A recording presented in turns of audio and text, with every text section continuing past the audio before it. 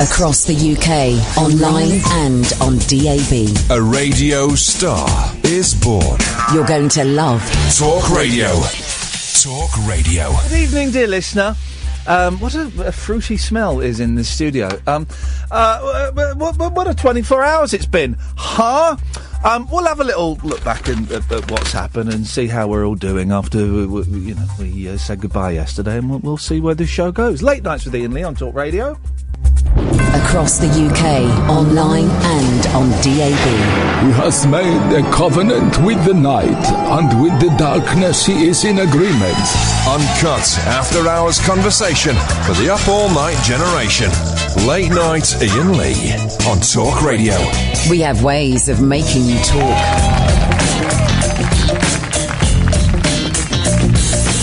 Well.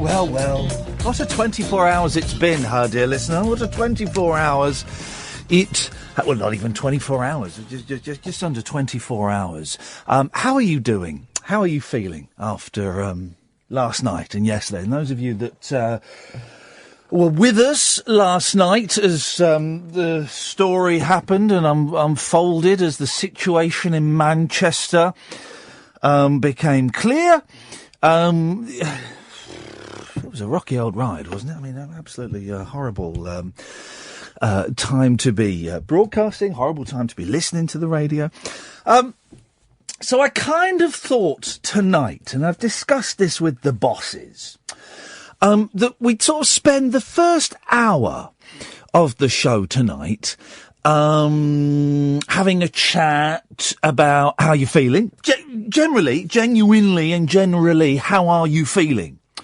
How has what has happened impacted on you? Whether you were there, whether you had friends and family that were there, whether you're in Manchester, whatever, you can just give me a call and just check in and let me know how you're doing. Because I'll tell you how I'm doing. We got a couple of guests that we're going to talk to in this hour, and then I kind of thought from 11 onwards, we will move ever so slightly, we'll move the focus off what has happened in Manchester. And of course, if there is any breaking news about the raising of the terror level, or if there's any more breaking news about what happened, we will of course go to it, and we will of course cover it, and we will see if we can get people to speak to. But I just kind of thought, from 11 onwards, we would gently and respectfully take our focus off of Manchester. We won't forget about it. We won't ignore it. But I, for one, as someone who has been listening to all the radio stations today, I've flicked from Talk to all the other ones. I feel absolutely drained. Absolutely drained. And I don't think that I don't think that us sitting here talking for 3 hours about what happened on a story that I would imagine this evening we won't get any more information on. I could be wrong. Who knows? I kind of imagine this evening we won't get any more information on. And just to sit here talking for 3 hours about that could lead some of the conversation towards finger pointing, and I don't want to add to the speculation and the hatred that is brewing in certain elements of the media. That's not what I got into this job for, okay? My job is to entertain. So, what I'm saying is, first hour of the show, we'll talk about that. If you want to give me a call and let me know how you're feeling, then please do. We've got a couple of guests coming on. If you can you just type Cary's full description on the thing, so I'll make sure I get his title right, because he's such a good guest. So we've got some really interesting people to talk about slightly different angles that perhaps you haven't heard talked about today. You're welcome to call in 0344 499 1000. And then I sort of thought from 11 onwards, we could, and I hesitate to say this because in my head it sounds disrespectful, but it isn't. From 11 onwards, we can sort of start to have a laugh. And I don't mean that in any way disrespectfully, and I don't mean we will, demean those poor souls that were killed and injured. I just kind of think that as a group, as a person, as me, I am ready for just a little bit of silliness. Just a little bit of silliness. We're not going to go nuts. It's not going to be the full-out show that it normally is. It's not going to... but just a little bit of silliness. And if you all phone up and say, actually, no, we don't fancy that sound, then we won't do that. I'm just kind of testing the waters ever so slightly. So let me tell you how my evening panned out. When we kind of got aware of the story last night, as I don't know, it was 11:15, something like that, and as it panned out, about 11:45, we decided to put the show that we were doing on hold and focus all of our attention on what was rapidly appearing to be a horrible, huge incident, terrorist incident in Manchester. And for the last hour and 15 minutes, we had nothing really to talk about. I wasn't going to do that game of speculating. I wasn't going to be reading all of the rumours on Twitter that were going around and reporting on them. As I noticed that some people did. People were reporting that there was a gunman in a hospital. Complete nonsense, of course, but people were saying that, and I didn't want to do that. All we had were 2 paragraphs from the police. That was it, the police statement. And we somehow managed for an hour and 15 minutes to talk about that. But it wasn't until I think it was about 11:45 or 10 minutes to 1, the last 10, 15 minutes of the show, when we got the first number of the people that had died. Because up until then, we'd only heard it was fatalities. Well, that means 2 or more. And when we got the number that 19 people were dead, that, for me, is when it really hit home that this was absolutely atrocious. And I drove home flicking between... Well, I listened to the 2 mics, and then I listened to 5 Live for a bit, and I had to stop listening to the BBC because they had interviews with 14-year-old girls that were at the concert. And I couldn't listen to it. So I went back and listened to the 2 mics, and I was in tears, dear listener. I was in tears driving home, just thinking about those kids, about those girls who, children, literally children, 8, 9, 10-year-old girls that would have been there, and whether they were involved in the blast or not. That's an incredibly terrifying thing. And I was in tears driving home. And I got home, and I was taking my boys to school today. And because I'm an idiot, when I'm taking the boys to school, my wife leaves out their uniforms with a note pointing which one is for 7 and which one is for 5. And I just saw those laid out, and I burst into tears again when I got home. Because I thought, could have been my kids, because I take them to concerts, and there will be some homes where there are school uniforms laid out and there's no one to get in them. You know what I mean? And it really hit me quite hard, and I felt bereft. I felt more connected to this incident than any other terrorist incident or natural, more than any other thing that's happened.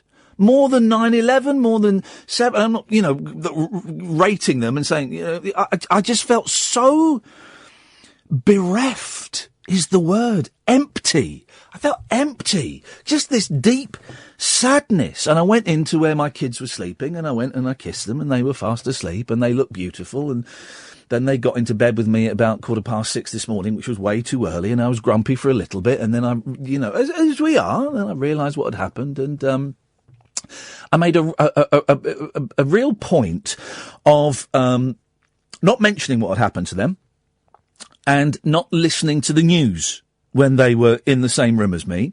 And when we drove to school, we put on 6 music. We listened to 6 music instead of any of the new stuff, because I didn't want them to hear that. I didn't want to pollute their world. And the day has basically, I'm not making this about me, I'm just kind of checking in. In this whole thing, I'm completely unimportant, but I'm just checking in with where I am, and maybe you will want to share the same things too. I don't know. 0344 499 1000. And the whole day has just spent feeling absolutely empty, sad, this sadness. And I got sucked into a bit with the idiots on Twitter, as there were people posting, but there's a weird thing, right? I don't want to dwell too much on the negativity, but there's a weird thing of people posting fake posts. My brother's not been seen. Can you retweet this? And I nearly fell for a few of them. But then you read down the comments and someone's found the picture of the kid they've posted because they've done a Google reverse it. I'm thinking, why is anyone doing that? And there were people that have paid way too much money to be racists, SH1T stirrers, calling for a final solution, and we are at war, this is war, and fight fire with fire. What does fight fire with fire mean? What, you want to go and get some Muslims and shoot them? You want to take some Muslims to a concert and blow them up? What does that mean? What does that even mean? Just think. And I kind of got sucked into that for a bit. And I managed to pull away from it a little bit. But as a dad, as a father of two boys, it really hit me hard, man. It really hit me hard, more so than any other tragedy, I think, that has taken place that I can certainly remember. And we're going to play that. We spoke to Professor Cary Cooper before the show, and he's brilliant, absolutely brilliant. And you're going to hear that in a minute. And I mentioned in there about me taking the boys to see the Beach Boys on Friday. And here's something that I think I mentioned briefly yesterday, but I didn't really go into detail. On Thursday night, I could not sleep because I was thinking, what if it kicks off in the Royal Albert Hall?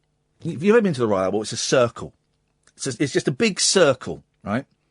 And you're kind of trapped in there, as you are in a lot. But you're trapped in there, and it's a circle. And I got into this real negative, and I use the word fantasy because it was a fantasy, not a positive fantasy, but this real negative fantasy, negative narrative in my head of someone pulling out a gun at the Royal Albert Hall, or pulling out, a bomb or whatever. And I just thought, well, what if it was my kids? And I was working how I would get out and what I would do and where I would hide. This is before what happened yesterday. I'm getting people on Periscope accusing me of virtue signalling. No, I'm being honest. It's honesty. It's called honesty. It's called being honest, and it's called bearing my soul. And I'm more than happy to do that. And if you want to throw silly, childish little, insults at me, well, then may God bless you, and may you go and have a very happy life somewhere. Or you can phone up if you want, but virtue signalling, as far as I'm aware, is just being honest and just saying how you feel. So you can chuck that one at me as much as you want. That don't mean nothing. Seriously, that don't mean nothing. I spent a lot of Thursday night worrying about, and I got up Friday morning. I said, well, don't be so stupid. Of course that's not going to happen. That's never going to happen. And then we see what happened yesterday, and it turns out it could. So tonight's show is going to be a bit of a mishmash. We're going to try and look more at the positive than the negative. You're welcome to call in and check in 0344 499 1000 and let me know how you feel. If you're feeling angry, if you're feeling pissed off, if you're feeling depressed. I know lots of you got in touch when I tweeted last night that I had a weep, and weep is the right word. I don't know the difference between weep and crying, but weep is the right word. And loads of you got in touch and said, yeah, me too. Loads of you last night and this morning got in touch and said, yeah, I had a weep too. If you want to phone in and say, do you know what? This hasn't affected, I don't feel it.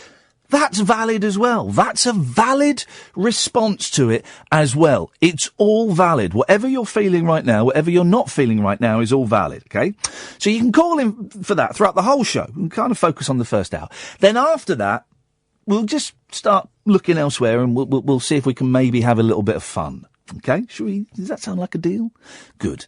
0344 499 1000. Late Nights with Iain Lee on Talk Radio. Across the UK, online and on DAB. Late Night, Iain Lee on Talk Radio. We have ways of making you talk.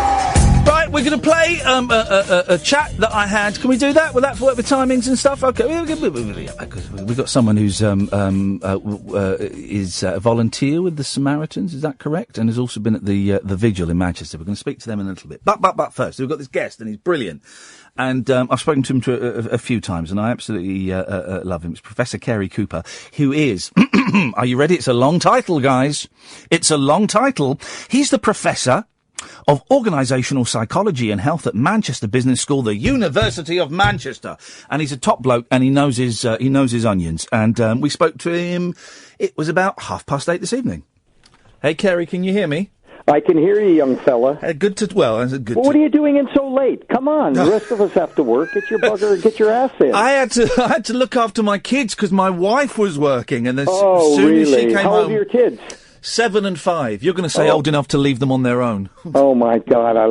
That's the greatest age, though, isn't it? It is. Do you know what? It is the best age. And it's, what's interesting, you know, this, you're in Manchester, aren't you, Cary? Yeah, I'm in Manchester, yeah. Have you been out and about today in the town? I have been, I've been through the whole town. I did a lot of broadcasting today, so Yeah. Radio 5 Live said, could I go to the town hall? I went there and I did. I've done radio all day long. But the thing is, I wanted to go to the center. Yeah. And I was just talking to people all over the place all day. Why did you want to go to the centre? I just needed to. I mean, I'm a born-again Mancunian. I've lived here for 35 years. Wow, okay. And I love it, Yeah. and I wouldn't take a job anywhere else. I've been offered really good jobs in the States at double my UK salary. Don't ever want to go. I love Manchester. I love the North. Are you a Southern boy? I'm a Slough boy, London boy. Yeah, are you? So you're an airport boy. I am an airport boy. But Kath and I were up in Manchester a couple of weeks ago. We're going back in the end of July, and I love it. It's one of those places. It's very easy to knock, but actually, when you go there, I love it. I love it. I love the people. I love the city. I love the attitude.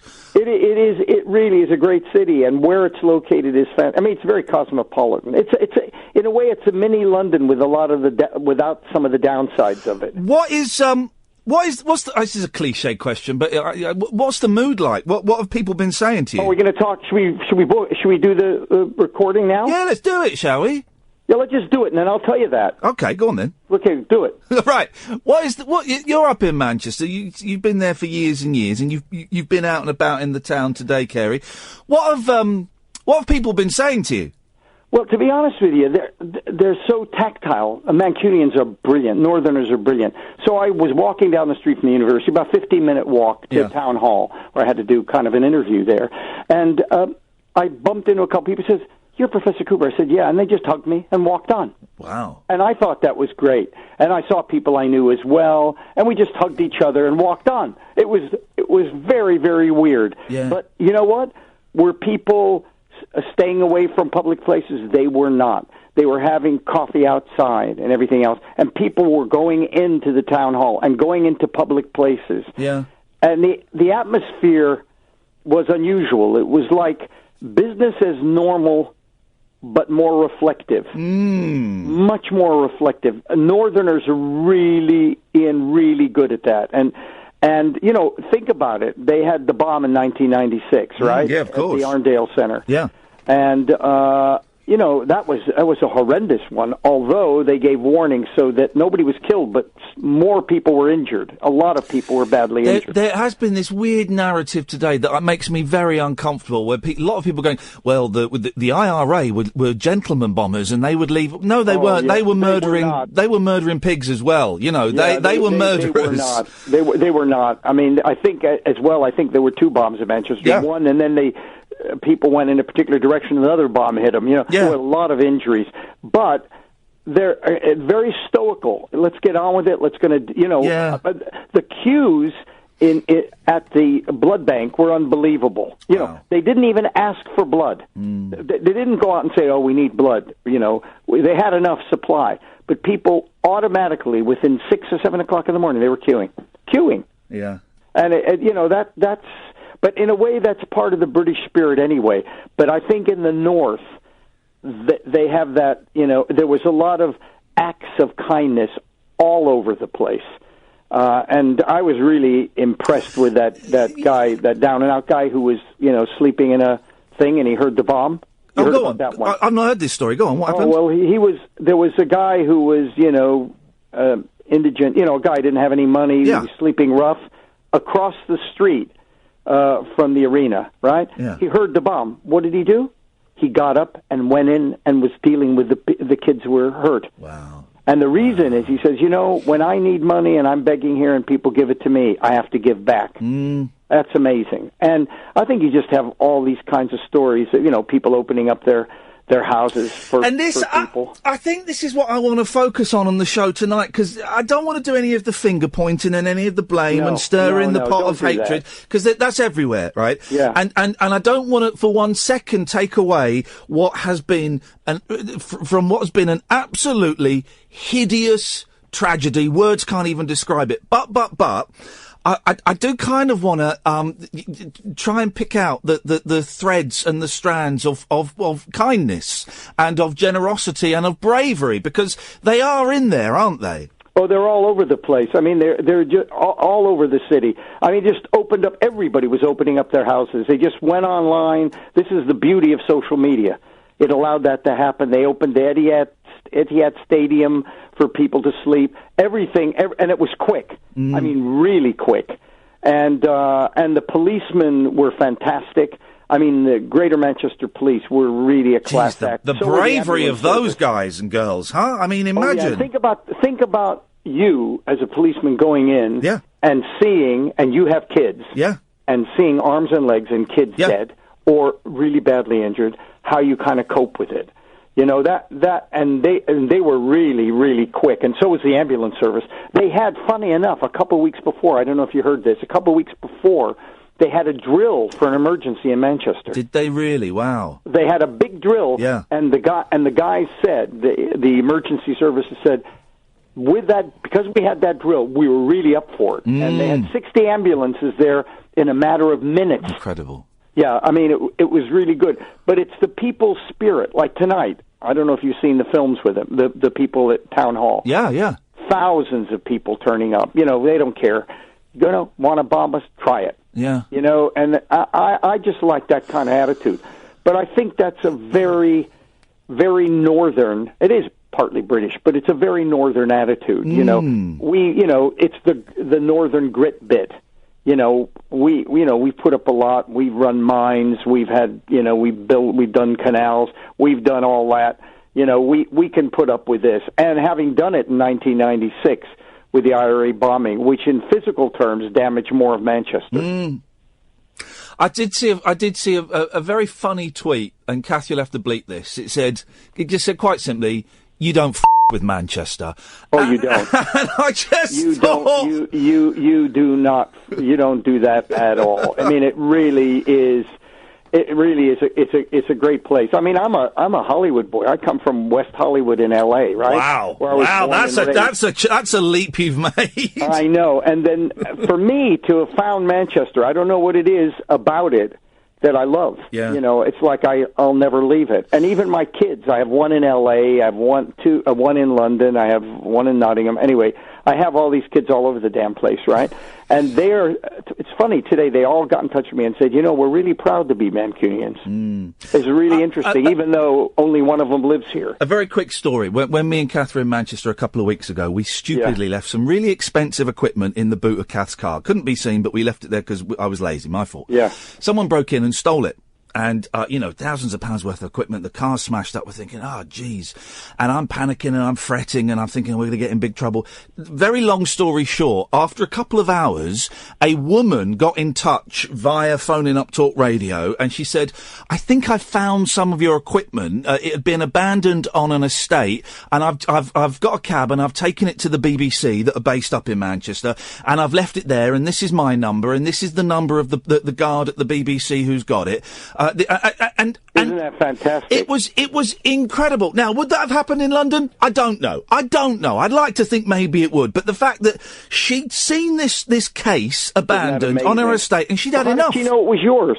Okay, had your name on it? Well, no, because she found a bag that had some Kath's name on it, and she saw that this was radio equipment, and she... I see what you mean. She thought, that is brilliant. BBC, I'll take it to the BBC. And then a bit later she thought, I think I've made a mistake. Anyway, we got back 10 grand worth of equipment after 3 hours. Isn't that amazing? Isn't that amazing? But you know what? I think there's always a lot of acts of kindness. Yeah. I'm afraid I think the hard print frequently do the negative bits. Do you know what I mean? You're absolutely spot on, But they don't. But, how about what's going on now? Yeah. How about the good bits? How about the way people come together? I think it does happen. It would happen in London. It happened in, when we had all that problems years ago with the bombs in London. Yeah. People do come together, and there are a lot of really, really good people. What impressed me today, I'm walking in, right, and I saw a couple students. I could tell they were kind of Muslim students from Pakistan or somewhere like that, Muslim world or something. Yeah. And I said, what do you think about it? He said, and they were appalled at it, felt ashamed and all that. And I said, you shouldn't feel. No. It's got nothing to do with you. This is a psychopath. This has nothing to do with you. I'm tired of, again, this is another the radio kind of trope, is getting a Muslim leader, a cleric or something, to come on the air and say, exactly. we condemn this and this. No, you don't need to do that, because I know that this isn't you. I know this isn't you. This is a nut job. If you look at the pictures in front of the town hall, you had every race you could possibly imagine there. Yeah. It was just multicolored, a multicultural array of people. Come on, that's what most British cities are now. Cary, here's a question, right? I'm struggling to process this, right? As a dad, and I mentioned I've got 2 boys, and they're 7 and 5, and here's an interesting thing, right? Yeah. I've started taking them to concerts, to quite big concerts. Good. And I took them on Friday to the Beach Boys at the Royal Albert Hall. Absolutely magical night. My favourite band with my 2 favourite people. It was wonderful. Here's the thing. The night before, I had a restless night's sleep because I was thinking, what do I do if something happens? What do I do if a bomb goes off in there? What do I do if... You were thinking about that, I was thinking about it. And this obviously before what happened. This is in reference to what's been going on in Paris at the Bataclan. Yeah, what happens if there's a guy in there with a gun? What do I do with... And the fact that that's in my psyche, before what happened yesterday... By the way, that's one thing, Ian, I'm very worried about with this incident. I'm worried that parents in the future, when a kid, 3 months down the line, after this is out of the newspapers, 3 months down the line, try it both ways. A kid, a 15-year-old, wants to go to a concert with its mates, right? And you, the parent, you will find an excuse for them not to go. My worry is we're going to get that. And the alternative of that, the other side of that, say you have a younger kid, say you have an 8-year-old, and say you and your wife want to go out to the Manchester Arena to see Neil Diamond, right? Oh, yeah. All right? Now you're talking. I've done that. I've done that there. I've done it. Absolutely love it. Yeah. Anyway, you know what would happen? And then the kid gets worried. Yeah. That you're going. Yeah. So you know what we have? That's the worry I have. This morning when I got into the university really early, there was a guy there, and he came up to me, and we have a Chinese lecturer. He's a really lovely guy. So he came up to me, and he said, Cary, I want to talk to you. I said, what's up? He said, well, my son, I was ready to take him to school. He's 11 years of age. And he said to me, Daddy, is it safe to go to school? And is my school safe? Man alive. Because it's 11. So, that's the kind of worry I have, that, how do we have to let the kids get it out, don't we? We have to somehow let the kids just talk. I don't mean the kids at the thing, because they will be taken care of by counselors and that. I'm talking about just kids generally, and it won't just be in Manchester. I say my boys are 7 and 5. I made a real point today of we normally listen to a news station in the car on the way to school. Didn't I? I put on a music station. If the news came on, I turned it to something else, and I didn't make a thing about it. I just I didn't want to bring that into their world. Now, they may pick it up from someone else, and something may get said in the playground. Even the 7-year-old, for sure. Yeah. And I think that may happen. But I don't want to bring that into his work. If he comes to me with questions, or if I notice his behaviour is slightly different, say, what's wrong, son? What's going on? Well, I heard this. Then we'll sit down and we'll discuss it and we'll put it into some perspective. But I don't want to, I don't want to hear. I think you're doing the right thing, but I think what you've just said is really critical to anybody kind of listening to us chatting now, and that is, if your kids show any sign, any change of behavior, dramatic change of, and by dramatic I mean things like they're usually very sociable or they got great sense of humor, and all of a sudden they start becoming socially withdrawn, or something like that, or become more aggressive when they normally aren't. Some kind of change of behavior. That's what I think parents have to kind of think about. Because kids will hear this stuff. They will talk about it because they're very savvy now. 7, 8-year-olds will be talking about, listen, there was an 8-year-old at that concert who was killed. So they're not, it's not like the old days when, kids went to concerts at 13 or 15 or 17. They're going a lot earlier. And they're also listening to news a lot. They get it. So I think we just have to be kind of a bit vigilant over the next few months with the kids because, and a number of my colleagues have said that their kids have, been talking about it, and I don't know, do I really want my kids to go in public arenas? We can't stop the world. No. We can't stop going to football and... No. Here's the thing, I was, when I picked up the 5-year-old from school, we live in Windsor, which, I would imagine if he's, we've got Windsor Castle, we've got barracks there, there is a potential for it being a target, whatever that means. And, we were walking around in town, and I became aware, Cary, that my behaviour had changed. I was holding his hand. Instead of letting him run off, I was kind of holding his hand. And I was looking around. I was looking at everybody suspiciously. And kind of thinking... But that's sad. Isn't it? Isn't it? Guess what? You're not the only one. A lot of people will think... You know what affected me? When I woke up this morning and heard it, I had to get into work early, and it was 6 o'clock. I didn't hear it last night. And the first thing that hit me as a person was the week before, on the Saturday, my 4-year-old granddaughter, who lives in London, right? She came to the football match. For the very first time, she went to see Man City with me, right? Did she like it? She loved it. Well, she only lasted half a... 4-year-old, right? She lasted half a game. Good for her. But what I'm trying to say is what affected me the most is as soon as I heard what had happened, I said, what if they'd have done it at the Etihad? Because they could have done. It's Manchester. It's a big stadium. It's a top club. Do you know what I mean?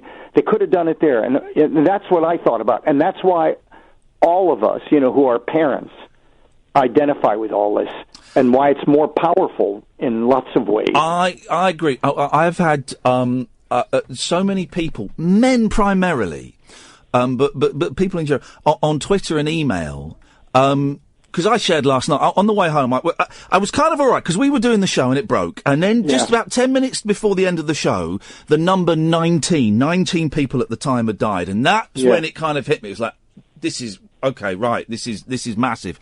And then on the way home, it really hit me that it was kids and it was little girls. It was little girls. And I kind of got home and I said, well, I've just had a cry in the car.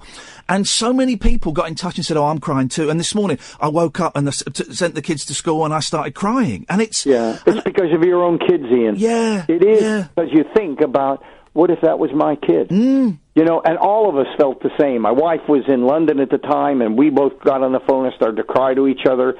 And what if it had been Emmy? What if the week before they'd have gone after the Etihad, which I could have done, et cetera, et cetera. And real powerful experience. But you know what? It makes us all think how this is a one-act play and that we have to enjoy this damn thing. Yeah. Exactly. It's called life. Exactly. Let's try and end on a positive note. There were so many examples last night on Twitter and on Facebook and people phoning up radio stations who felt helpless and so were offering to help. And they were saying, listen, if someone needs a place to stay, I've got a spare room and I've got a sofa.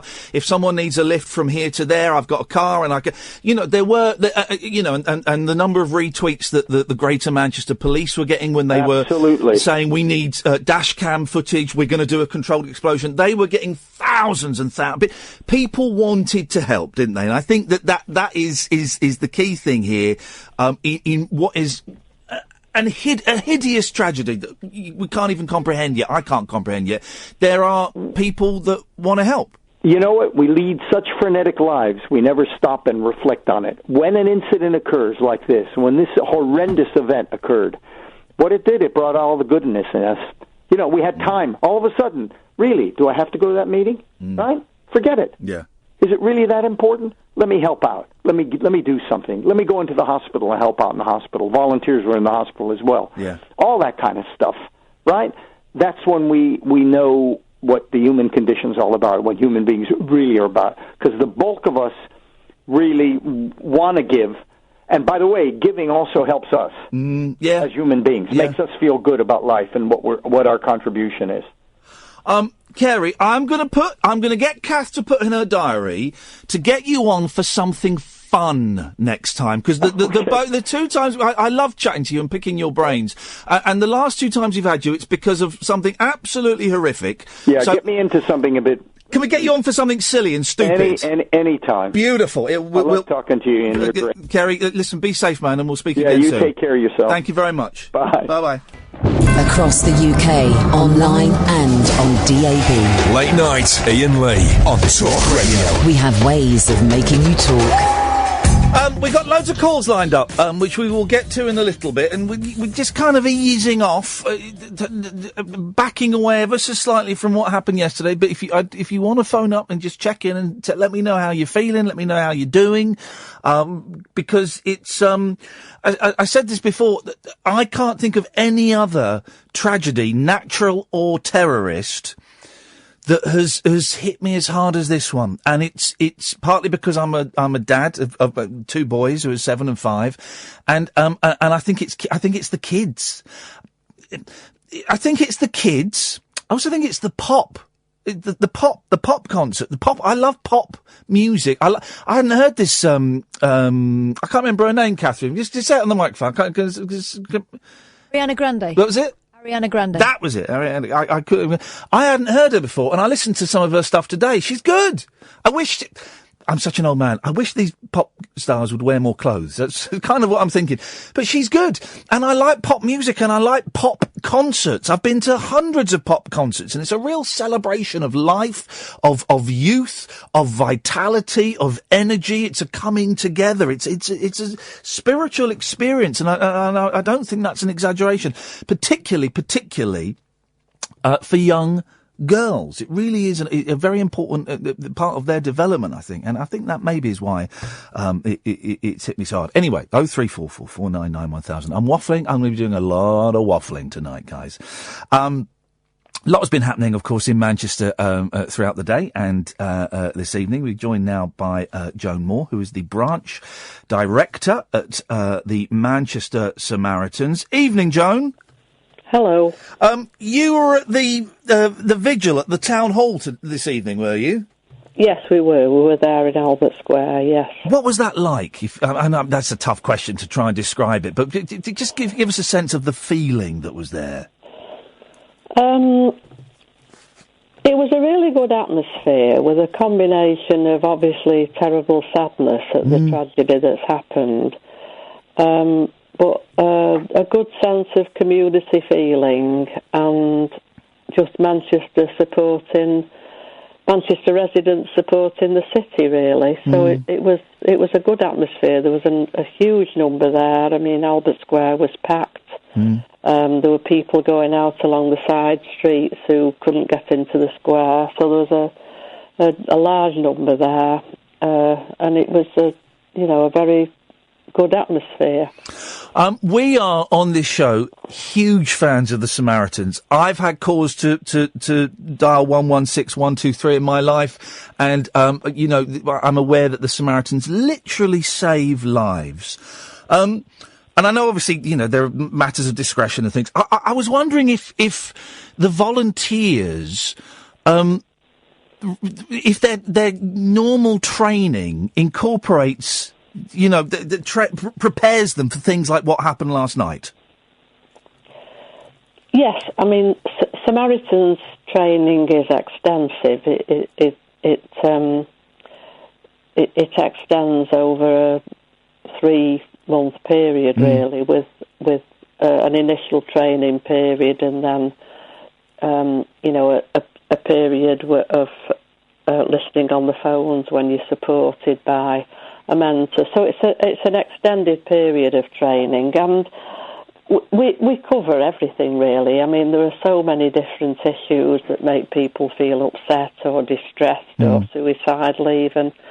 And Samaritans volunteers are trained to deal with anything, really, that comes their way. And here's a question I've never thought to ask, actually. Is there an age limit? Is there a lower age limit that if someone phones up and says, I'm 10, that you kind of go, we can't talk to you, you should phone Childline? Or can any age call you up? Any age can call us, yes. Yeah. And I would imagine, with something like last night, and I'm guessing here, but I'd imagine that there may have been a flurry of calls today, but also it's the kind of thing that for some people, the shock and the stress of it might not hit them for quite a while. I think that's very true.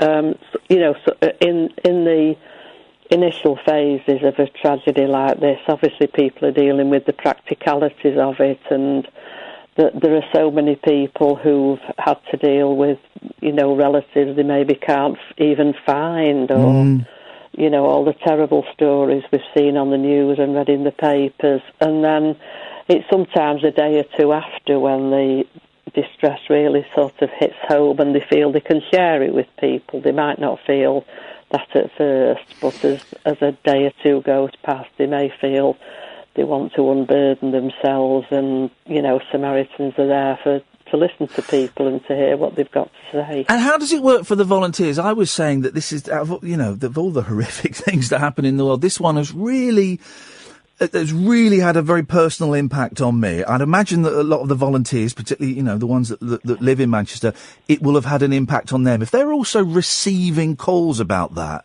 how do the volunteers de-stress themselves? Do you kind of have a debrief at the end of the session where they can kind of unload? Yeah, we have a very successful support system for volunteers where, because obviously we never ever discuss any call outside of the Samaritans, but obviously we do talk to fellow volunteers about a very stressful call or something that's upset us, and then we have a shift leader on call at all times, so that volunteers can ring the shift leader if they need some extra support, and we always ring into the shift leader at the end of the shift so we can, discuss anything that's upset us. This is all totally within the Samaritans organisation and does not go outside in any way.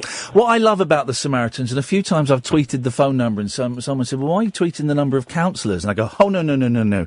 What I love about the Samaritans is you're not there to give advice, that you're not there to make suggestions. Like, as you just said, you're there to listen, and that's it. And sometimes it's so simple, isn't it, Joan? So simple. Yeah. That's exactly right. I mean, we would never give anybody any advice because what's correct advice for one person isn't the right advice for somebody else, and everybody has their own unique circumstances, and we try to help people go through various options to discuss how they'd feel about one way of dealing with the problem, maybe how they'd deal with another way of dealing with the problem. Sometimes people just want to tell their stories. Yeah. To just tell somebody what's happened to them and how terrible it's made them feel, how bad the impact has been upon them.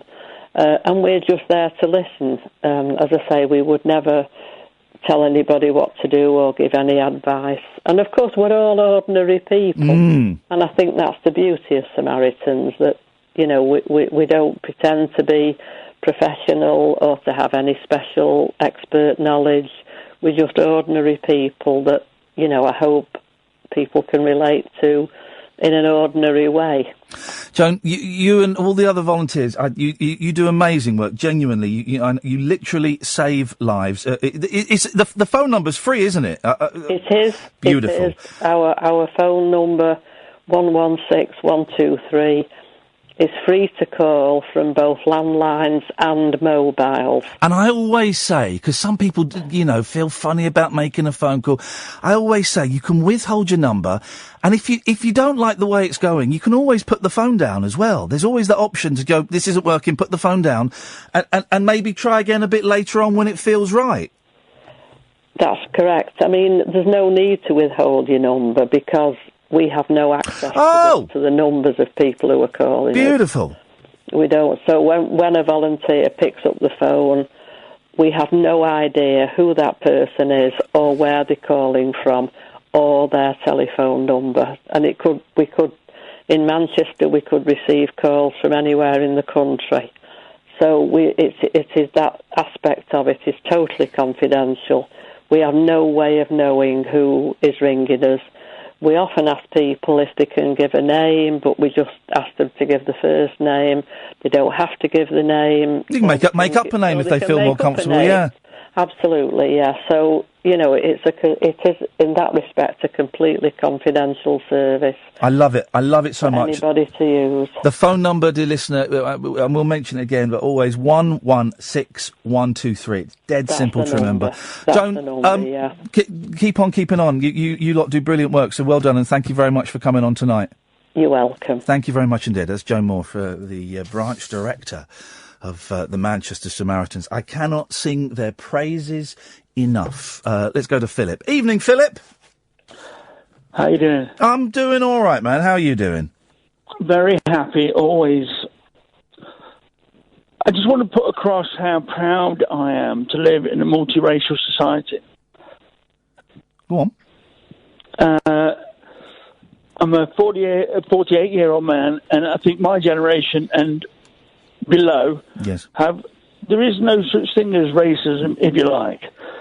We live in a multiracial society, and it's something to be very proud of. But I would like to put something across, and it might not seem very popular, but instead of calling these people terrorists, the guy who had the bomb strapped to his chest and gave his life away for a cause which is ridiculous, let's call them victims. Sorry? Let's call them victims, and it takes away anybody who is thinking about becoming a martyr. But Philip, why? It could be argued that by calling the murderous scumbags that do this thing victims, you're linking them with the genuine victims who wanted no part of this, and some people might be offended by that. I understand what you're saying, and this is exactly what I said as I started that sentence. It's controversial. I think it's wrong. Their mind is twisted. They weren't born evil. They weren't sort of born with a bomb strapped to the chest. You can't call them... I don't think you can call them victims, though, Philip. They're murderers. Murderous scumbags. Yeah. And I appreciate what you're saying. But their mind has been bent and twisted, and hatred has been poured into them. And they're doing this to become martyrs, and for a cause that it gains nothing. And I truly, honestly, I think if the media stopped calling them terrorists, and actually, is there another word for a victim? Well, but I still don't quite understand. No, I don't, Philip, and I'm really trying to. I also disagree on the point when you say there's no racism. You weren't looking at my Twitter or Facebook feeds earlier on. Racism is out there, man, and it's louder than it has been for a long, long time. But I don't think you can call them... just a response to anger. If you have a working environment with Muslims or any other race around... Muslims aren't a race. Would you express that hate to them personally, or is it safe to just put it on post? Well, some people are doing both. Yeah. I hate to break it to you. Racism in 2017 is bigger and louder and angrier than it has been for a long, long time. People are feeling empowered to say things about black people and brown people and people of different faiths that they have not felt they can say for a long, long time. Now, listen, this isn't me defending Muslim extremism or Islamic terrorism. au contraire, I condemn it with everything, every fibre in my being. But these people feel that because a tiny percentage of Muslims are terrorists, they can slag off all the Muslims. They can talk about putting them, that someone on Twitter today was talking about a final solution. Yeah. That's extermination. Yeah. But that kind of hatred and that kind of talk is fueling what these people are trying to gain. Yeah, exactly. It's doing their work for them. It's creating division and hatred. And I think the media has something, a part to play in this. Yeah. And we've got to understand that guy that stood there. Don't call him a victim again. Don't call him a victim again. Okay. Think of another word. The guy... He's a murderer. His mind has been twisted. I couldn't care less. I could not care less. He's a murderer. Okay. Well, let's find the source of the poison. Yeah, let's find the source of the poison, but let's not in any way demean the horrendous act that man committed. Absolutely. He killed kids. He killed kids. I knew as soon as I said it, this will be... It doesn't sit right. No. But for me, personally, I think... If there's another word for victim, okay, I would rather use that. But okay, all right. The point being, okay, I think you're wrong. He's been put into this situation. No, he's not. No. He has made the decision to do that. He made the decision to do that himself. All by himself. He made the decision to do what he did. All by himself. Yeah, that's what you're saying. He all by himself. No. Philip, I've been polite with you, but you're talking nonsense, man. You can't call that man a victim. He's a murderer. Okay. I appreciate what you're saying to me. Thank you very much indeed. I mean, I don't know what, I didn't want to do an angry show tonight, but I can't call him in. Anyway. 0344 499 1000 is the telephone number if you want to give us a call. We've got a few calls lined up.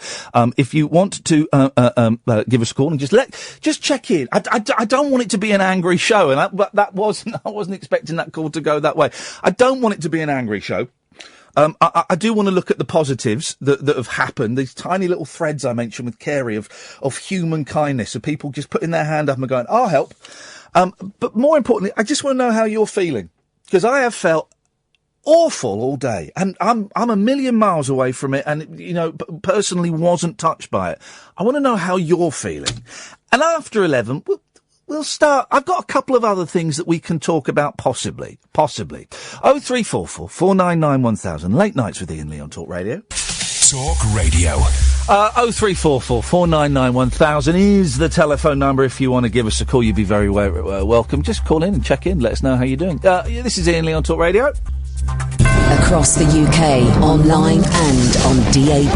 The wild man of late night radio is back. Differently interesting nocturnal emissions from a legend of late night radio.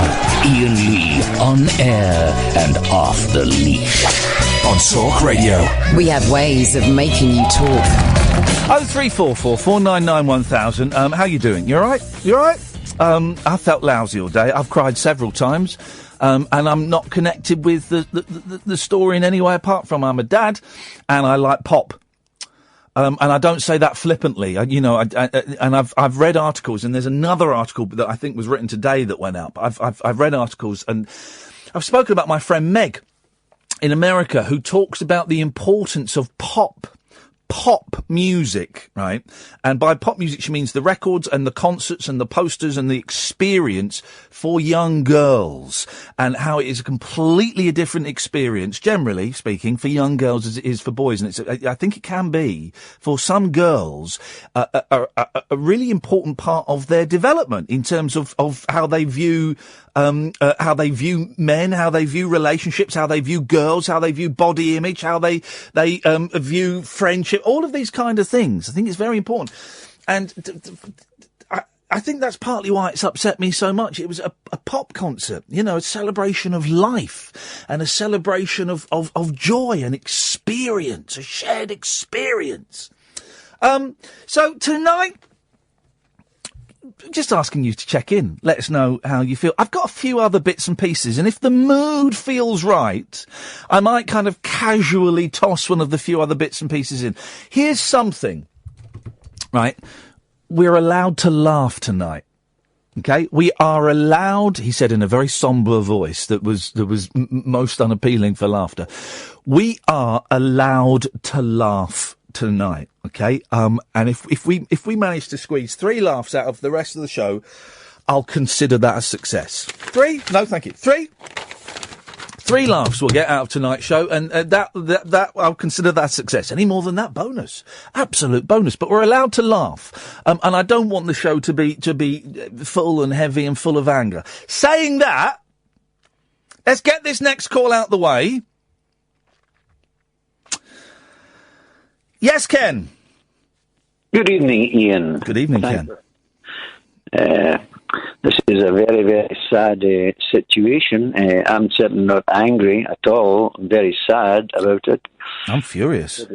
But it's been... I'm furious, man. Are you not angry? Not angry, no. I'm furious. I'm furious. Someone goes around killing kids. I get angry at that, yeah.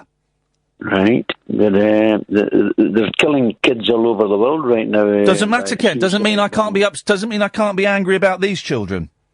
No, but I don't want to argue with you. You're angry at me already. No, I'm not angry. I'm not angry with you, Ken. Don't tell me what I am, but you're trying to make me qualify my anger when I don't need to. I can be angry about these beautiful children that were killed last night, despite the fact that children are being killed all over the world.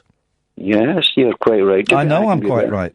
Right. But I'm not angry about it. I'm more sad about it than anything, because we know that there is worse to come, sadly. Ken, I tell you what, no, and we're not doing... I don't know if you've been listening to the show, Ken. I know you don't. I know you just phone in to use it as a mouthpiece for your bile. Yeah. But we are not here to create fear. He's put the phone down. Call him back. We are not here tonight to create fear and make people more scared. That's not what the show is about, Ken. You don't listen. Right? You don't listen. And the moment you're challenged, you put the phone down. We are not... And he won't answer. We're not here to make it worse tonight. That is not my job. My job is to try and make it a tiny, tiny little bit better. That's my job. That's what I've got for the next hour and 54 minutes, is to try and make things a little bit better. Coming on and saying, he's not coming on, is he? Of course he's not. Nasty piece of work. Coming on and saying worse is to come. Brilliant. Brilliant. That's going to make mums and dads all over the country sleep easy. Not my job to scare you. I'm not one of those shows. Ken says I'm an abuser and he doesn't want to talk to me. Well, I don't want to talk to you and your poisonous bile that you spit out. He's supposed to be a Christian. He's the worst kind of Christian. Got nothing against Christians at all, but people like that make me so angry. Here's the thing, right? I'm not one of those shows where where the aim is to scare you. I don't want to scare you. I'm scared already, right? I'm angry already. I'm upset already. My job is to try and turn that round. Even if it's just like by 1 degree, I want to try and turn it round and make you feel a little bit better tonight. That's it. That is it, man. So no, if you're phoning up to say Muslims this, but listen. Someone had a go at me on Facebook. I didn't reply, but I posted it because I wouldn't denounce Islamic extremism, terrorism. Do I need to? Do I need to? I would have thought it was obvious that I don't like that. But just coming on and going, Muslims this, it's gonna get worse. We need to do... No, there are so many other outlets for that. Let's try and huddle together and make each other feel a bit better, shall we? Gatford.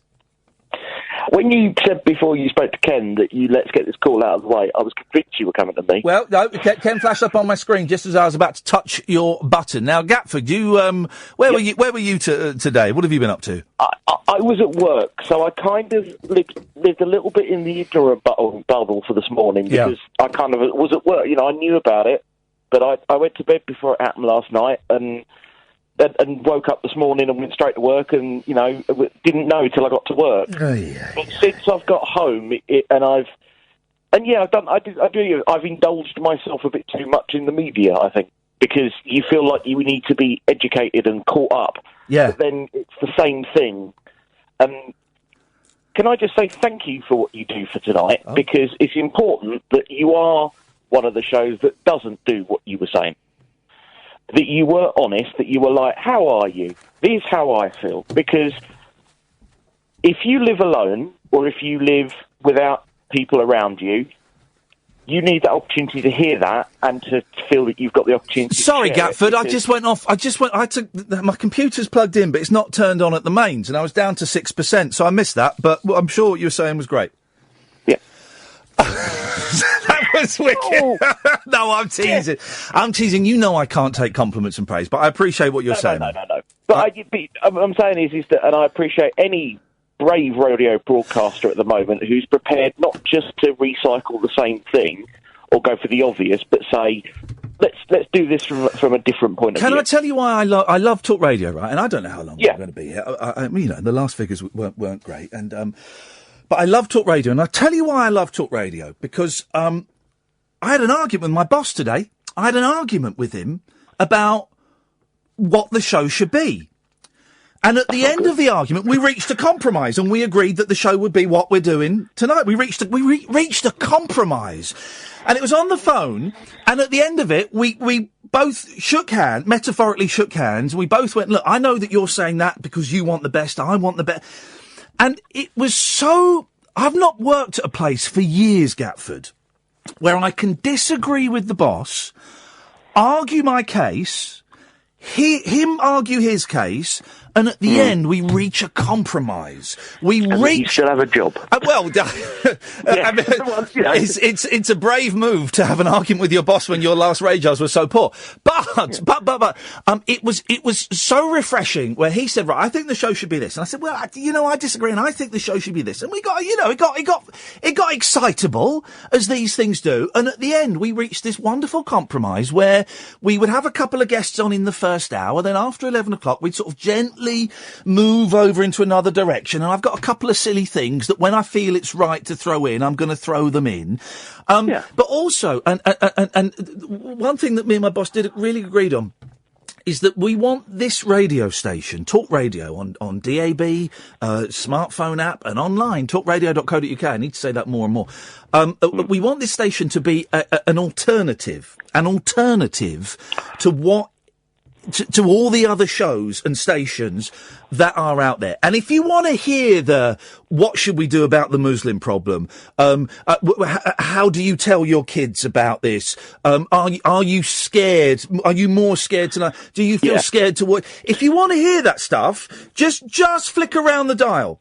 Honestly, you know where to go. Well, exactly. And there are so many stations doing that. And me and my boss, and I've got so much respect for him. I mean this genuinely. He'll be annoyed that I've said we had an argument. He'll send me a text saying, well, that's supposed to be private. I know, that's probably crossed the line there. But I've got so much respect for him because he said, I want this to be an alternative. I want this to be different, which is why I've got the freedom to do the show that we're doing tonight. That, isn't we're at war, and tub thumping and scaremongering and stirring the SH1T and pointing the finger. And where does that get us? Where does that get us? Doesn't get us anywhere. I'm slightly scared to even buy or look at a newspaper in the next 2 or 3 days because of that reason. Yeah, and I'm just going to avoid it. I mean, I don't buy a newspaper every day anyway. Who does? But I'm slightly scared to do that, so I'm just going to avoid it. Yeah, I've seen some of the front pages, and of course, they're pictures of the kids that were murdered. And one of the things that I've heard on, I had some questions on other radio stations. I'm not even going to repeat the question that I heard on another radio station because it's so upsetting. But a lot of people are saying, "Well, how do we tell our kids?" Shall I tell you how I'm going to tell my kids, Gatford? Go on. I'm not going to tell them. I am not going to tell them. What you said, I think you said it in the interview. Yeah. If one of your boys comes up to you and says, Dad, can you explain this, or I need to know what's going on, then yes, of course. Or if I notice something's a bit strange, I'll take him to one side and say, you're all right, what's going on? But I'm not. They're 7 and 5. I'm not going to tell them. I'm going to do my I made sure this morning that we listened to music in the car, that if they were near me when I was listening to the news, that got switched off immediately. And we don't tend to excuse me, despite mine and my wife's jobs, we don't tend to watch the news at home. So the chances of them wandering in one... You know. Well, yeah, exactly. Yeah. I don't know why I made that point. There was a reason for it, and then I lost it a little bit. Could you just make me feel better and cut me off for no reason? No, here we go. Oh. Here we go.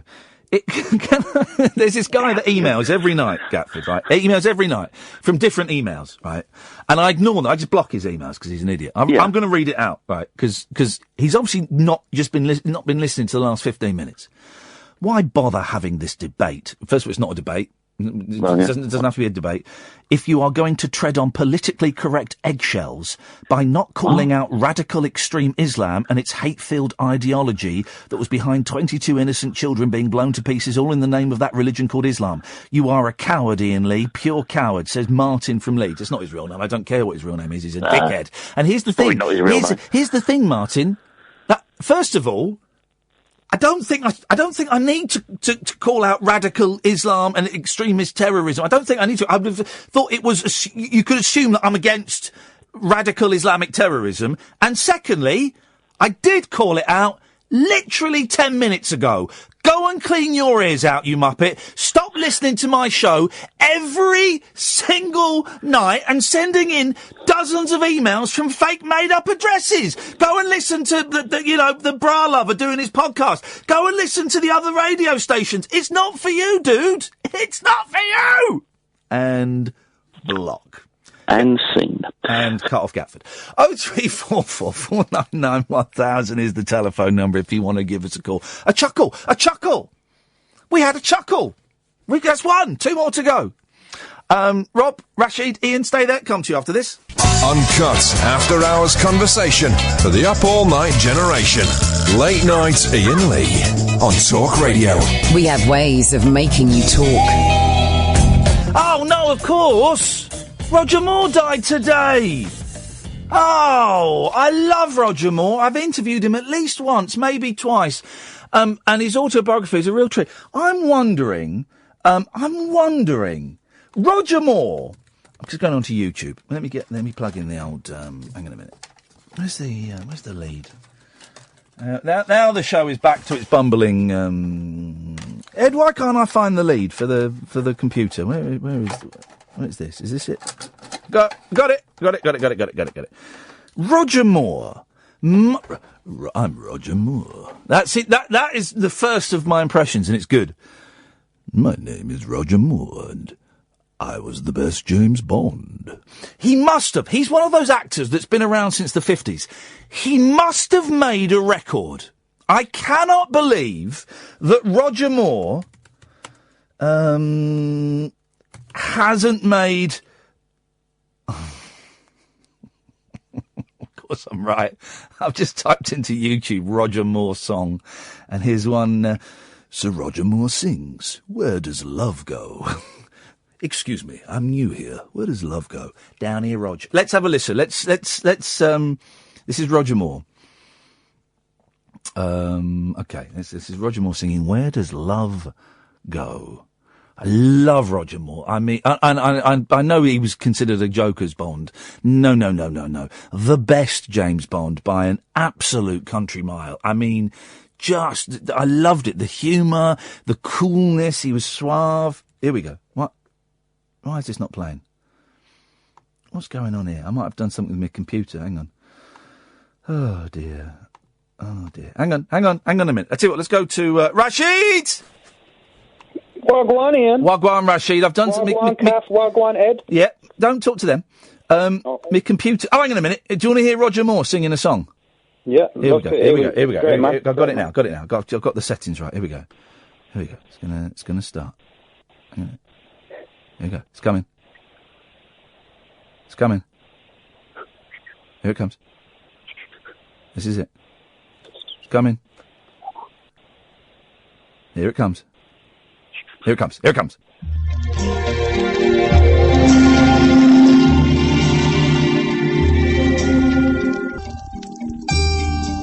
the hugs. Oh, he's cheating! Is where love comes from. He's talking it! Then where does love go when it dies? back to the heart where it came from, or turn into tears in the eyes. That's cheating. That's cheating, Roger. That is cheating. That wasn't singing, Rashid. That was what I like to call talking. Rashid! It's quite sad, Ian. I can't listen to it with what's happened today. It's on my mind. Well, yeah. It's those lyrics are like. It's been a lousy day, hasn't it? Absolutely lousy. How you feeling, man? I think I'm a bit numb, still in shock. I don't know how to react and what to do. Yeah. Other people are debating on social media, saying, "Oh, how come? What about all the people all over the world getting bombed and blah blah blah?" And I ain't got no time for any of it. No, I was just half the day, or most of the day, I've been not speaking at all. Well, been silent. What is there to say? Really, what is there to say? Like the footage that they were showing last night. A couple of things I was watching it on the news, and they had the rolling footage, and puts you in a bit of a spin. Like after a bit, you have to turn off. But I think that the worst thing that's happened in the last 25 years is 24-hour rolling news. I think it is the worst thing because it means you see, and when I'm in this studio, I've got 1, 2, 3, 4.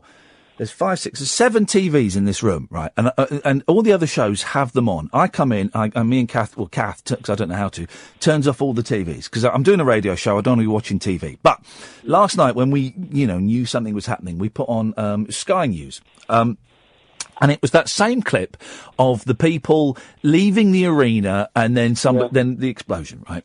And I must have seen it 70 times, 80, I don't know, in the space of an hour. Now, what good is, what does that serve? It desensitizes people to things. I think it's exploitative.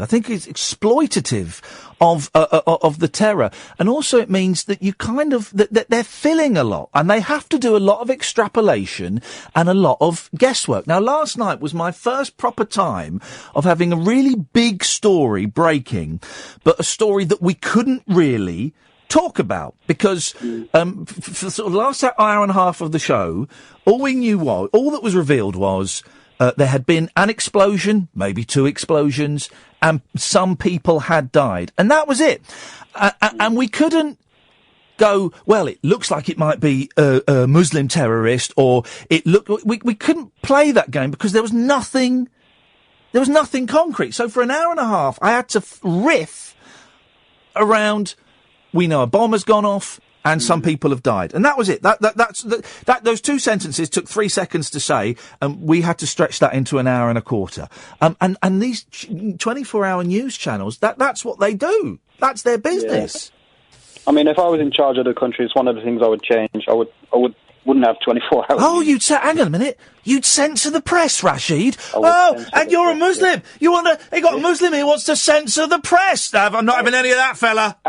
Ian, you know how you were saying how you feel when you're in a crowded place or you feel a bit nervous. I feel like that, but I've got the added anxiety of having a beard and looking Islamic. Yeah. And sometimes I feel like standing up on the bus or the train and saying, just explaining myself. I am free from this, way of thinking.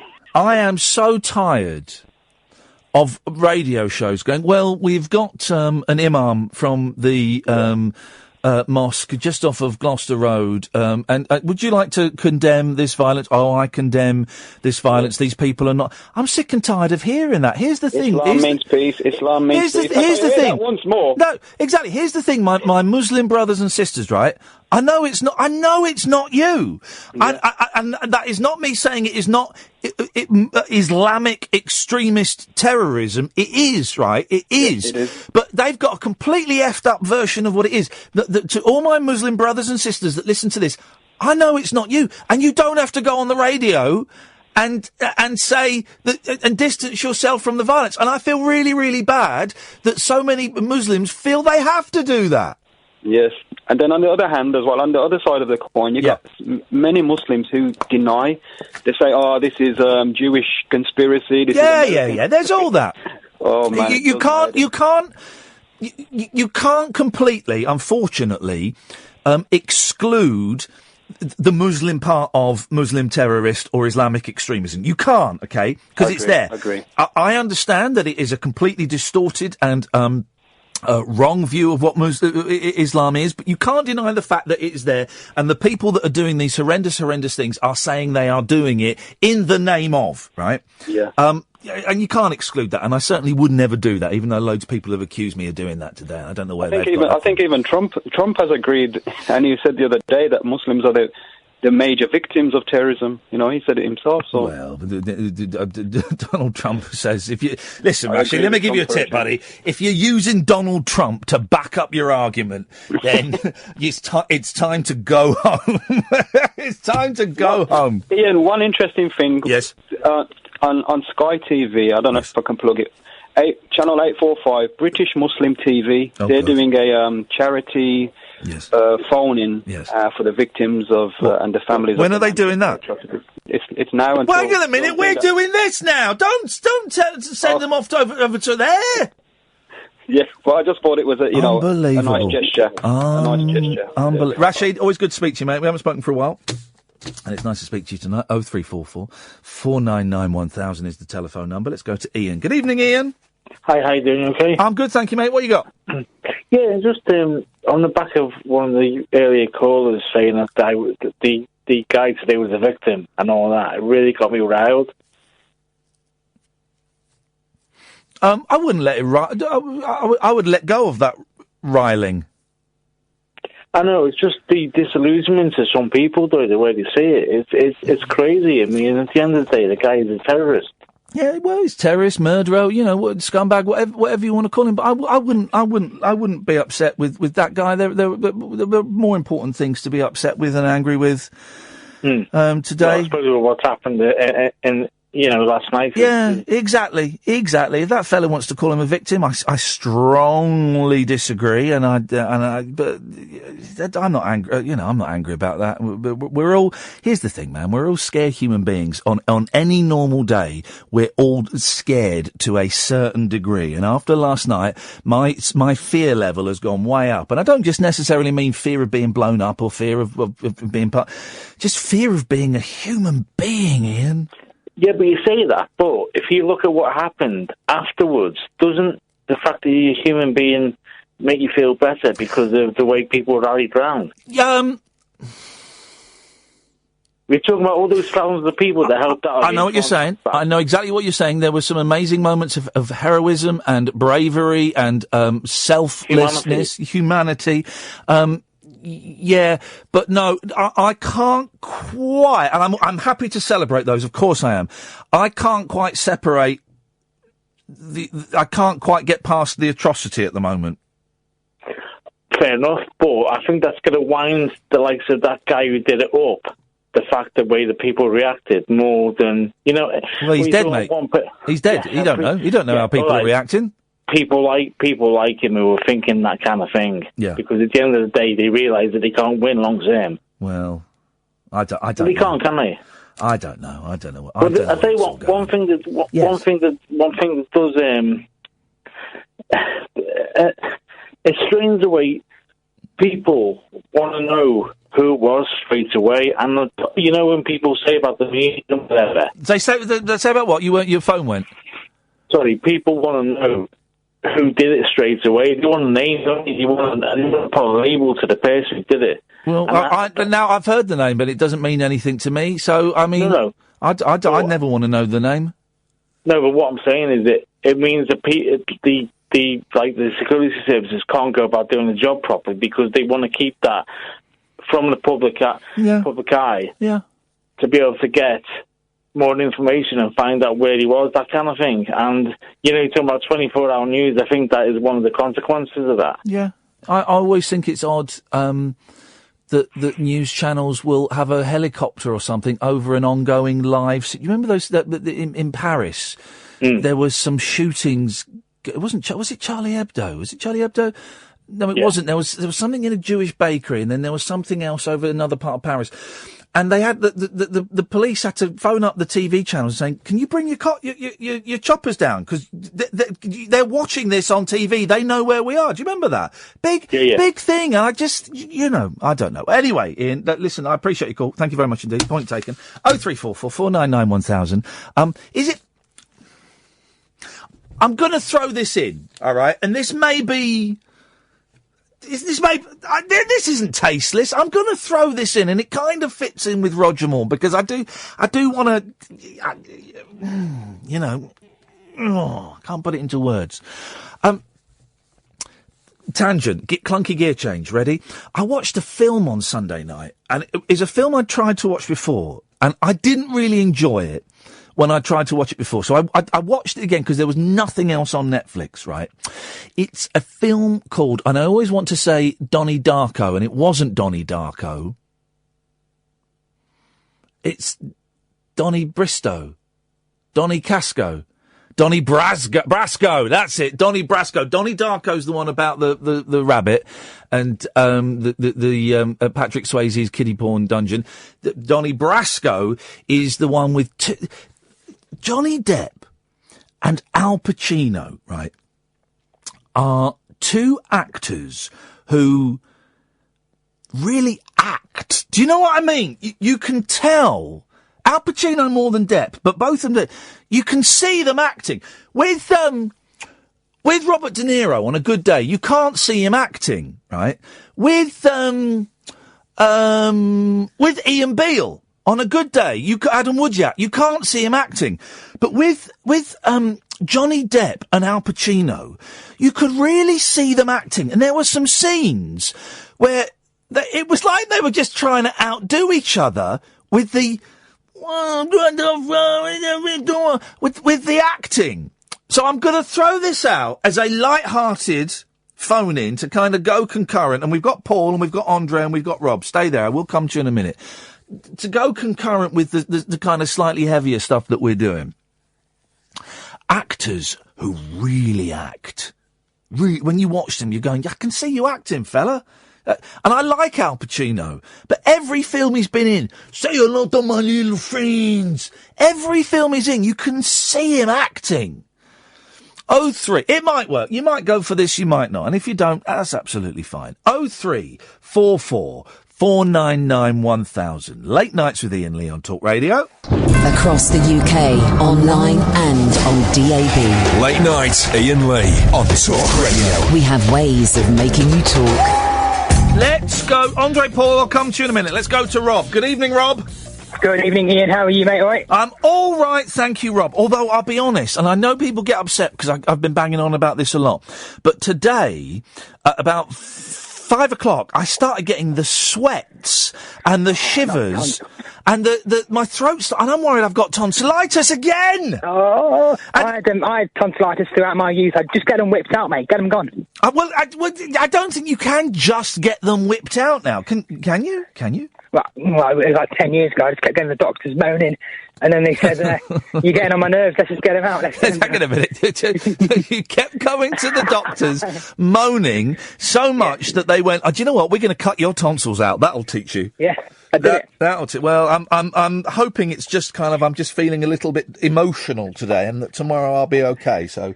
Hope so. I just want to say, like, 3, really quick points. Yes. Usually I ring up and I say something really stupid. Yes. I try to say I wasn't going to say anything, Rob, but yes, we had noticed this. But like last night I listened to you on the radio, and I did as well. I want to say a couple of Gaffer said and just say, thanks for doing what you do, really. And I know you don't like the compliments, but you just take it. Yeah, I'm taking it. I'm sitting back and I'm taking it.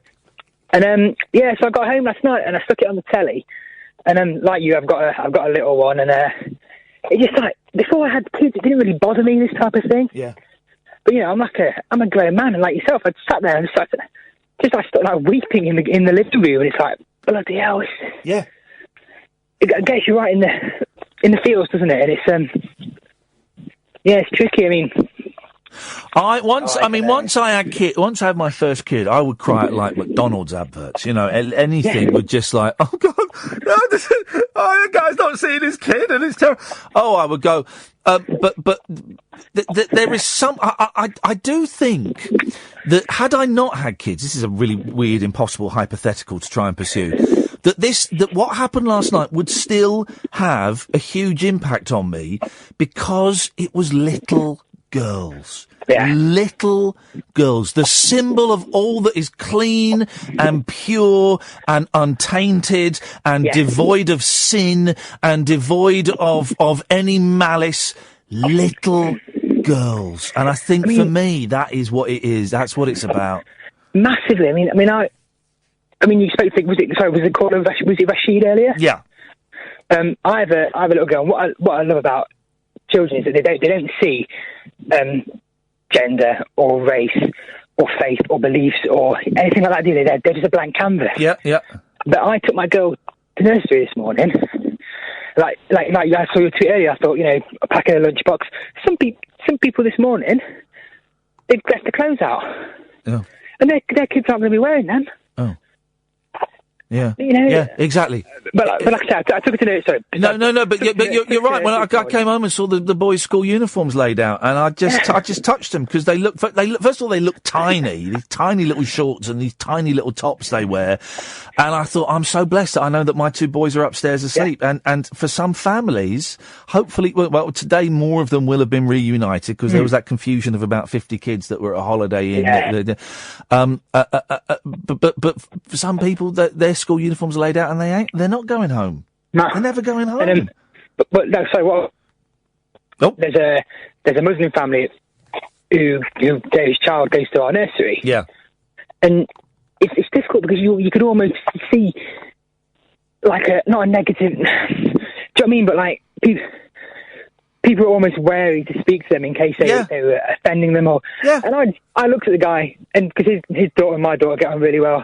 I gave him a nod. He gave me a wink. And, everything's all right, isn't it? But because it's not the majority. It's a pathetic minority. It is, and they are scumbags, and they are murderers, and they are cowards. And I tell you what doesn't make it worse is professional gobshites sounding off on their radio shows and their podcasts and their Twitter feeds. We are at war. We need a final solution. One woman said, "A final solution." Yeah, anyway, I saw that. Read your history books, guys, because that is straight out of the Nazi textbooks. It is, and I'm not in any way. And I just have to make this clear.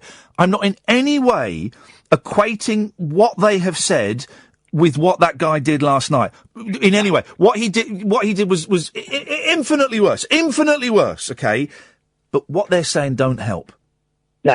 And hopefully by doing this show and by doing the show last night and the show we do tomorrow and the one after that, hopefully, just like 1 degree, if we can help 1 tiny percent, and me, Kath and Ed here's the thing. We don't even have to improve it by 1%. As long as we don't make it worse by 1%, then we've done our job properly. That's it. If we don't make it worse by 1% or more, we've done our job. Yeah. I mean, just one more thing. Go on. Connery. Yeah. Is the best Bond. Oh, get right. Cut him off. I'm not having that. Utter. Don't come on here and listen. I will listen to a lot of people come on here and talk. Okay, but I will not allow people to come on and spout just absolute vile bullshine like that. I'm not having it. I'm not playing that game. 0344 499 1000. If you're fans of Rumbles in the Jungle, make sure you're listening after these ads. Uncut after-hours conversation for the up-all-night generation. Late night Iain Lee on Talk Radio. We have ways of making you talk. If you used to listen to me about 6-7 years ago, you will know regular callers. But people mention regular callers. Barry and Vinny and Yasser and Andre was one. And Andre disappeared for about 6 or 7 years. And then last night, he called up. And he's back on the line now. Good evening, Andre. Who's that? Yeah. Sorry, Is that Andre? No. Yeah, it is, yeah. Yeah. Hello. Say hello. No, hang about, Ian. What I was going to say, right? Listen, I had to have a drink this morning, actually. I've got to have another drink. Oh, gosh. Now, listen, Andre, I thought you'd knocked all that on the head. No, Ian, what I was going to say to you, you know Catherine? Yes. What's her vital skills in her job? What's her vital skills? Say hello. Job, yeah? Say hello to Paul. Hello, Paul. Hello, Paul. Hello, mate. All right, Paul. Hello. Who's that? Hello, Paul. Who's that? Is that Andre? Is it Peter Andre? Yeah, that's all right. Yeah, do you know him? No, but have you got a six-pack? Have I? Yeah. I think you might have drunk one. Yeah, a couple more like it, mate. Yeah. Well, anyway, what I was going to say, you know Roger Moore? Yeah. Did anyone ever go to, in Covent Garden? This is for all the listeners and anyone else who might be there, or the Bond experience about a year ago in Covent Garden. The bondage experience? No, the Bond, B-O-N-D. Oh. Experience. With all in Covent Garden, yeah, he walks in there, massive, great big offices, full of cars, motorbikes, all the stuff from James Bond films, yeah? Oh, it was blinding. It had all the stuff from all the Bond films, yeah? Massive, great big thing. Big, like, museum full of the stuff. And you walk through, three levels of it, yeah? Yeah. You come out the other end, into a cafe, there's even a pinball machine, James Bond pinball machine. Wow. Oh, excellent it was. Have you been there, Paul? No, can I say, though, I live quite close to, as you know, Ian, I live quite close to Pinewood Studios, yeah? Yeah. Okay, this is an unknown fact about me. I once had a tiny role in a James Bond movie once. So you know about it, then, yeah? The Bond experience. Do you know what my character was called? Dunno. More Rogering. Yeah? All right. Nice one. You know, so you never went to the Bond experience in Covent Garden, then? You didn't get it, did you? Never mind. I did. It just whooshed. But you know, so get in there. Yeah, it's still on, I think. I know Covent Garden, yeah. Yeah, well, you go from the front entrance all the way up there, 3 levels of it, all cars, motorbikes, etc., as I said. Come out the back of it, and then you end up in Covent Garden itself. So you go one end and out the other. Really good. About £3 to get in. Best for them, £3 to spend in Covent Garden. You go in one end and out the other, do you? That's right, yep. The building. Anyway, I thought I'd have a quick say on that, saying about Roger Moore. Rest in peace, brilliant fella, yeah? Brilliant film actor, really good, yeah? Okay, Ian, can I say you were asking about a song that Roger Moore might have done? That has actually been released. Yeah, go on then, what is it? You look up on YouTube, Roger Moore. What's YouTube? Oh. You're talking to the wrong person, mate. Right, Paul, listen, right? Where's Ian? I think he's given up, probably. Is Catherine there? No, okay. All right, can anyone look up Roger Moore Sings with the Animals on the Muppet Show? Yeah, he released that as a song. Yeah, I'll have a look in me book of playing records. Yeah. Have you not got an iPhone? Oh, what? Sorry. No, I haven't got an iPhone either. What's that? No. I think Blofeld might be watching this. You know, I was hoping to speak to Ian, but nice to speak to you, mate. Have a good day, and just take care and keep your pecker up and all that, yeah? Love you, mate. Go to bed safe. Cheers, Paul, and you, mate. See you, bye.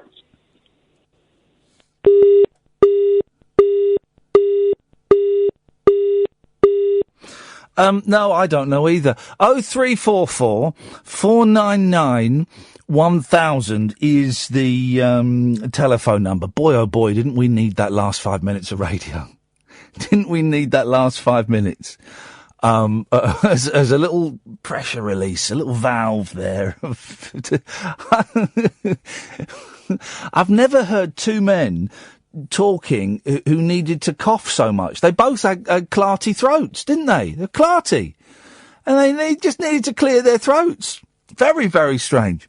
Well, it's an odd old show tonight, and it will be after what happened yesterday. We're not dwelling too much on it, but saying that, we're also being respectful, and we're certainly not ignoring what happened yesterday. I think that would be rude to do that. If there is any news, of course, as soon as we get it, and as soon as we get it verified, we will. There's an interesting chat with Jason Cundy, who's on the other station, and he was going, "How come all the American TV networks and news networks were getting the news out 15, 20 minutes before Sky, and then another 5 minutes before the BBC?" And it's an interesting one. They were, and it's partly because what the BBC and Sky do to a certain extent is that they have to fact check it. They can't just come out. For example, right, there was a rumour going around last night that there was that a hospital had been locked down. That wasn't a rumour, that happened. But then there was a rumour going around that there was a man in the hospital with a gun, right? Now, it had Sky or the BBC reported that, without verifying it, it just would have added to the fear and the scaremongering, and it would have been very, very irresponsible. I believe that some of the American stations did report on that because they don't need to fact check. Now, it turned out that that was complete and utter bullshine. There was no man in a hospital with a gun. Isn't it interesting how these things kind of, escalate and get turned into something big? So the reason that Sky and the BBC were 15, 20 minutes behind CNN and some of the other channels is because they fact check. They get told something and then they go, right, can we get at least one more verifiable source on that, please, guys, before we take that to air? Because they don't. And also, I do think that the particularly those two channels last night were actually being very respectful of the Greater Manchester Police and what they were up to, and were kind of holding back a little bit, which was good to see. Dave. Hello, Ian. Hello, Dave. Just got a call to let you know. I was listening last night, getting darker and darker, wasn't it? Really? Yeah, that was horrible. And I, like you, I've had that cry. I thought about my kids. I just wanted to get home today. Yeah. Dave? Hang on a minute. Something's gone funny. Dave? Oh, get Dave back. Because I was interested in that. Steve! Hello, mate. I don't know what happened to Dave there. Dave disappeared into the black hole. He was getting to a good way then, wasn't he? It was good, yeah. I was keen to see where he was going with that. Go on, Steve, how are you doing? Not bad, mate. I mean, I've calmed down since I've listened to you in the last half hour. Bless you. It's, I feel like you. You've been brilliant the way you've done this on the station, by the way. Thank you, mate. I felt the same because my son was in the Guards and my dad was in the, he was in the Paras, and he's got 3 little girls and a boy. Yeah. Which are my grandchildren and my daughter. And I was really upset this morning because I was at work. I'm at work now. So I heard it when it started. And I agree with you, Ian. I mean, you can't point fingers and all that, but it's got to be sorted, Ian. It has got to be sorted, because we can't carry on like this, and we can't live like this. No, Ian, no. Because, I mean, Ian, I don't want to sound like some old goat going on, but like my old man and everything fought for everyone like me and you to walk free in the streets. Yeah. And I just feel gutted, Ian, because, I mean, this has hit me worse, like you said, than the others, because the kids. It is the kids, isn't it? I think that's the thing, that's certainly what I was crying about last night, is the kids. Me and all. I mean, babies. I had your show on, Ian, and then I flicked over just to listen to something else, and I wish I hadn't, because the little girl came on in floods of tears, Oh, mate, I listened to... I think I heard the same thing, because I flicked over and they were talking to girls that were there, little, I think the one that I heard was 14. And I couldn't... that's it. I couldn't listen. I could not listen to her. I had to turn it off. Yeah. I mean, funny? Do you know, Ian, you obviously you're a London boy, are you? Well, I'm a Slough boy, but I pretend I'm a London boy. Oh, yeah? Don't laugh! That's where my dad's family come from. Is it whereabouts? Ballards. The Ballards. There was all the Ballards. Where did they grow up? Where? They're in, oh, God, she'll kill me, my Auntie Pauline. Slough Town Centre. Oh, yeah. Yeah. She's about, oh, God. She's not in, like, Chalvey or Sippenham or something? Yeah. And I'll tell you, They was all down there. All the dads. But like, I've moved up to Southport. Tell them I grew up on the Britwell estate, and they'll have a good laugh at that. Oh my God! Yeah, all right, they'll have a good laugh at that. That was the roughest estate in Slough when I was a kid, and I used to get beaten up for being posh. Oh, my old man was a Battersea boy originally. Yeah. Isn't that And, funny? Because my old man was from London, from South London way, and it was kind of the thing was to move out to Slough, wasn't it? Yeah. I mean, I couldn't believe it when they all went out there. Yeah. I mean, like, I've moved up north, as you might have gathered, yeah? I can tell from the Southport. accent, yeah. Yeah. But I've moved up here, and sadly, one of the little girls that died there is from just round the corner. Oh, yeah. You know what I mean? And everyone, you can imagine in Southport's in they're absolute feeling bitch, it. you know what I mean? Of course they are. But I agree with you, Ian. I mean, you've been brilliant. And I mean, I totally agree you 100% about pointing the fingers. But as we both just said... It's got to be sorted, please Steve. God, somebody get hold of this and get hold of it quick, because it is going into a snowball. Let's back away from that a bit, because I don't want to scare people, but I totally take on board what you're saying. I don't, Ian. I take on board what you're saying, and I've certainly considered that possibility today, Steve, definitely. Yeah, I mean, it's very, very sad. And like you say, you just can't put it into words. I mean, when someone gets up in the morning, and decides, well, okay, hold on a minute, I think I'll go down to a concert and blow a load of kids up. I'll do it today. And do you know that geezer that was speaking to you, Ian? Yeah. The one who was trying to say about the victim. Oh, him being a victim. I won't say it again. Yeah. But what an idiot. Well, I disagreed very, very strongly with what he was saying, because that was rubbish. Because where was he? Yeah. Was he in another world as well? Steve, you're a good man. Yeah, and you, mate. And it's nice to talk to you, mate, and we'll speak again. And you, Ian. Thank you, fella. Thanks, mate. Thanks for that. He's right. He's right. It's got to end. I have... Someone tweeted me today, and I didn't know if they were being sarcastic or not. How do we stop this, Ian? I think that was a genuine question. I haven't got the foggiest. I think we got Dave back. Are you there, Dave? I'm there. I lost you. I know you vanished. We were getting all emotional, and I thought, oh, he's having another little weep. Oh no, he's gone. So... But it has been a really sad day. Isn't it? I've been going into work today, listening to you last night. I think you got the balance just right, and tonight's just right as well. Well, thank you, mate.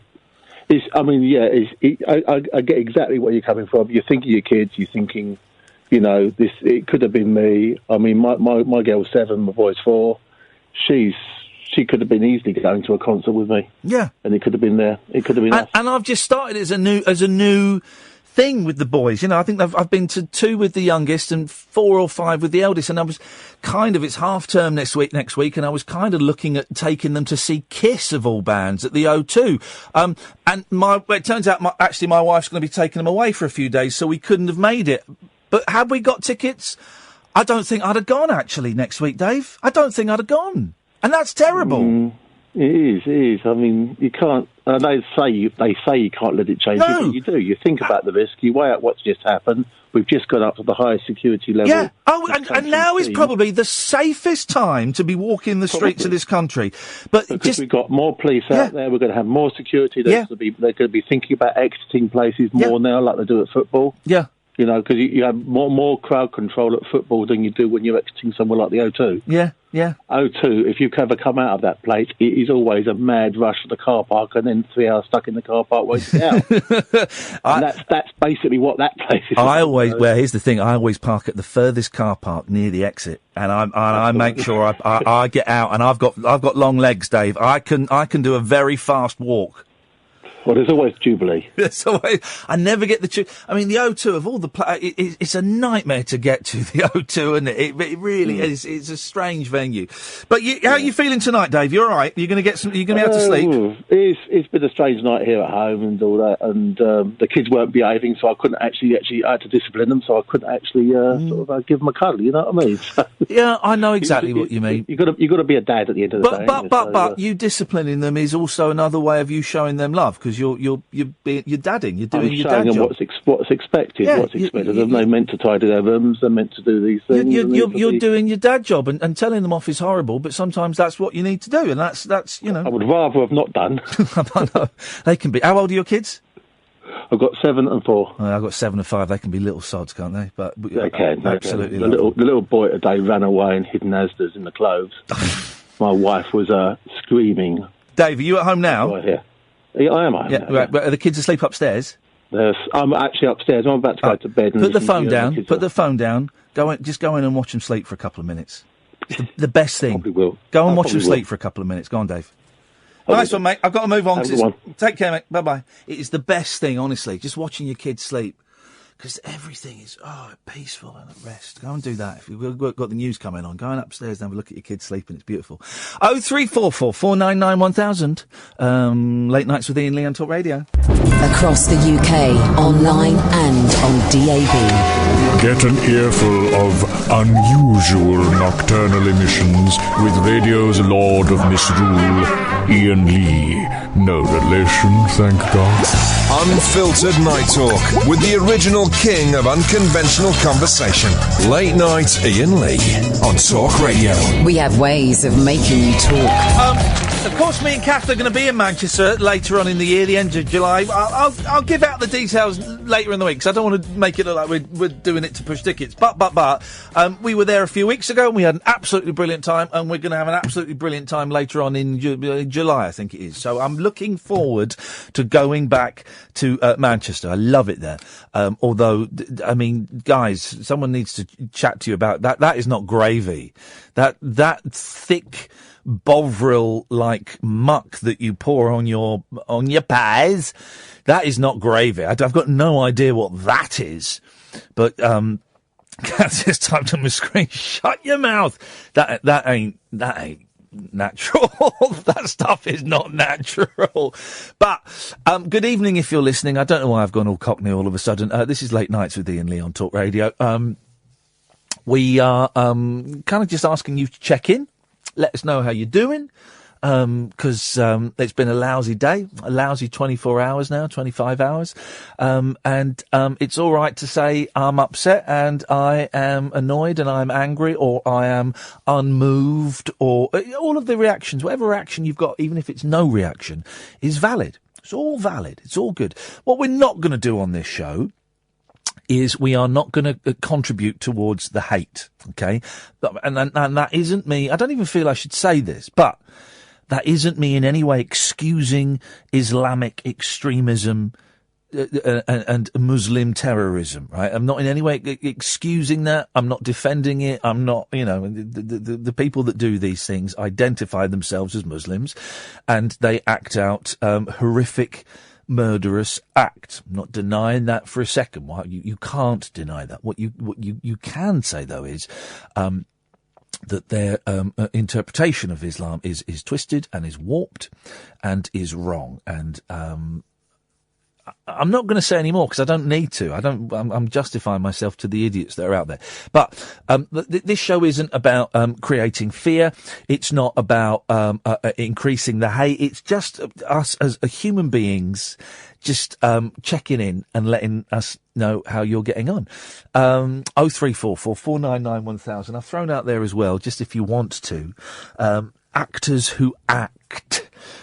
Dustin Hoffman's an actor, isn't he? And I don't mean necessarily overact, but you can see them act. Now, one of my favourite films is Midnight Cowboy.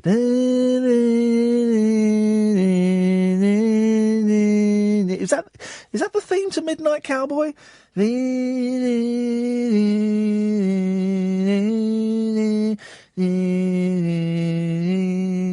I know the theme to Midnight Cowboy is everybody's talking at me. I don't hear a word. And in it, he plays a gentleman with a pronounced limp called Rizzo. Is it Rizzo? Or is Rizzo in Greece? Ratso, isn't it? And he's good in it. He's brilliant, but he's acting. You can really see the join. Al Pacino, another one, really acts. Really, you can see the acting. 0344 499 1000 is the telephone number. Actors who really act. Let's go to Julie. Good evening, Julie. Good evening, Ian. Do you know the theme tune to Midnight Cowboy? Do you know the movie Midnight Cowboy? I've heard of the movie Midnight Cowboy. It's a good film. I mean, it's bleak. And I think the theme tune goes... It's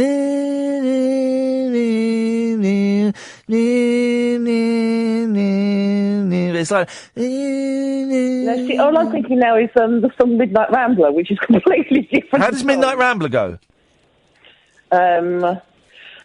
You gotta keep on something. Oh, no, you're I've got one more silver dollar. Oh, you're actually singing properly. You're doing proper singing now. I feel a bit embarrassed. I always get embarrassed when people do proper singing. That's not Midnight. Isn't Midnight Rambler? Well, they call me the Midnight Rambler. And I come there to boom down, boom, boom, boom. You gotta stop the midnight. I don't. You're singing You Can't Always Get What You Want. No, I'm singing because I've got one more silver dollar, but they ain't gonna stop me now. They ain't gonna stop the midnight run. You're singing. You're singing. Midnight. Just kiss me. By 4 pence none the richer. That's what you're singing. And kiss me. I don't know what I'm singing, to be honest. Man alive. Yeah. Man alive. But I wanted to find out to check in. Yes. I was not doing very well at all today. Yep.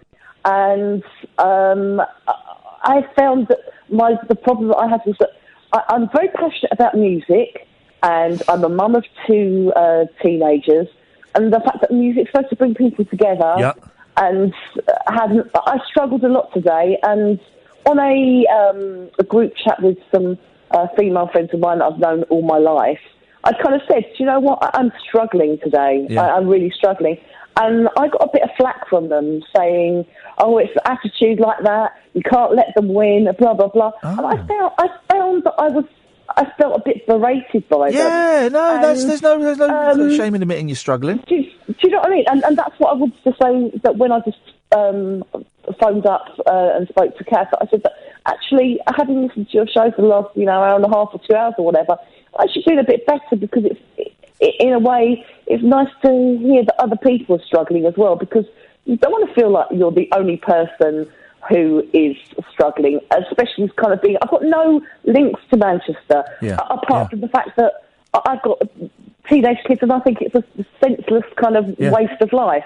But I really appreciate it, because I kind of felt, do you know what, it's okay for me to feel... Yeah, of course it is. Out of sorts. And I feel kind of, especially having just phone a little bit, it's made me feel a little bit brighter. I've had so many people, Julie, on Twitter today, men and women, mainly men, but men and women just saying today has been awful for them. And I had a woman, who, I can't remember her name, tweeted me saying she was going to bed at 6:30. She said, I've just given up on today, I'm going to bed at 6:30. And people telling me they've been crying, and people telling me that... So we had a tweet here, someone texted in saying they took the day off work and took the kids out to the beach or something. They took the kids off and did something with that.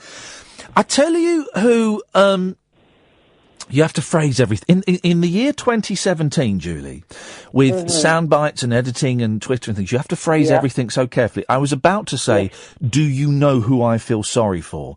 And people have gone, oh, he feels more sorry for that person than the victims and the... No. Let me say, I've got to phrase this really precisely, okay, so it's not taken out of context. One person who I feel quite sorry for, and who I don't think has been mentioned much today, is Ariana Grande. Because she didn't see it happen. She wasn't injured. I don't think that anybody that worked with her would have been there, so certainly weren't injured or killed. But she's a kid. Well, she's 23, 22, 23? Yeah, she's young. She's 23. I mean, huge, been doing this for years. Huge selling artist. And I got the size of the arena wrong last night. I was saying it was 13,000. It's about 21,000, right? Yeah. 21,000, mainly kids, had paid, top dollar to go and see her. And at the end of her concert, 22 kids died and 50 were injured. Kids, the parents as well. I keep saying 22 kids died. We don't know the breakdown of that. But 22 souls weren't going home, and 50 was seriously injured. And even though it's not, of course, it's not her fault, and it's she must feel some weight of responsibility. Absolutely. On her 23-year-old shoulders. Yeah, absolutely. I couldn't agree more with you, but I heard the worst thing ever today when I popped into... I literally only went out the house to go to the petrol garage to pick up some food because I didn't want to go out, I didn't want to face anybody. Yep. And I heard the worst thing, and you know when you hear something so awful, you're not sure whether or not to laugh or not. Yeah. So I heard some old... She was quite an elderly woman. Yes. And she's obviously read about it, and she said, at least they got to hear the whole of the concert first. Wowzers. And I just thought, Wow. I mean... I know. And I Gosh. To be honest, at that point, I couldn't even say... No. Anything, but you know, this is like I just need to get home right now because you made the right on the berserk choice. I just wanted to say thank you for airing people's calls that are saying, do you know what? I've been really upset. That's helped me to kind of not feel like I'm alone. Good, Julie. Thank you very much indeed. That's what we're doing. That's an incredible... I'm laughing because it's such an incredibly outrageous thing to say. And, of course, that woman meant no ill when I'm sure she meant no ill when she said that, and I'm sure that she thought she was saying a comforting thing. I don't know. I did start to get into 2 Twitter arguments, I think, when someone defended the phrase, a final solution. We need a final solution. Tweeted some overpaid, horrible, obnoxious person. And I started getting an argument with someone and I just went, I'm not interested. Muted. Then there was another argument I started to get into. And I just went, I'm not bothered. And then I tweeted because I was watching some Ariana Grande, because I don't know her music. And so I watched some of her video. I wish she'd put on more clothes. Female pop stars, put on more clothes, please. But I quite enjoyed it. It wasn't really my thing. It was a little bit too electronic-y and dancey, but I quite enjoyed it. I thought they were good pop songs. I can see why she's a huge star. She's beautiful, and she's got some voice on her, and the songs are, they're like catchy pops. They're like Beyonce light, And I tweeted that, and someone replied, well, of course, she's most famous because in a diva strop, she once said she wishes all her fans would die. I don't know if that's true or not. I just thought, why would you send that? Why would you send that to me? All I did was write, just listening to Ariana Grande. I think she's a pretty good pop song. Her songs are all right. Because she's famous because she wished that all her fans. Why are you doing that? Why are you spreading the negativity, spreading the hate? So I blocked that person. Then I felt bad about blocking them, so I unblocked them and muted them. And then I went back. I'm obsessed about these things. And then I went back about 2 hours later and read their timeline. I thought, do you know what? Nah. I don't want you following me. It was just on the wrong side of obnoxious. I thought, I'm blocked. And I blocked. Ray and Pablo, stay there. Come to you after this. Across the UK, online and on DAB. Late night, Iain Lee on Talk Radio. We have ways of making you talk. Here we go. This is the midnight. And it turns out he is. I was right. He's called Ratso Rizzo. So, this is a bit of music, isn't it, huh? Good film, Midnight Cowboy. Bleak. Have you seen it, Kath? Bleak. You want a Bleak? I always like to watch it and imagine it's the sequel to The Graduate. It's a great film. Really bleak. You want 2 bleak films? Watch this, followed by Marathon Man.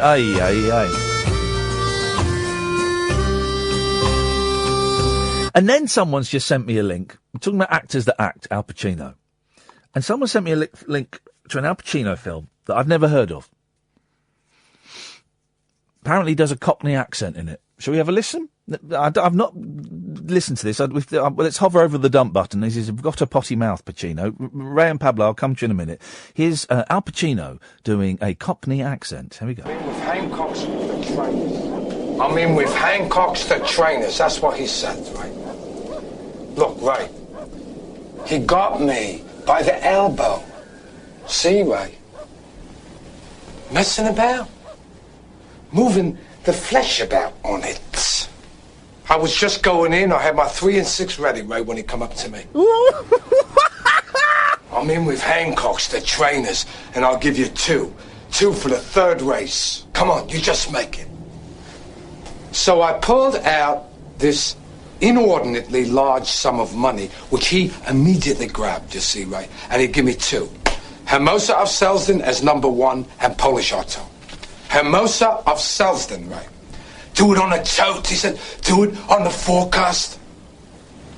So I went in and I shelled out 10 shillings on Hermosa of Selsden and the other dog, right? I come back outside again, see how the betting was going?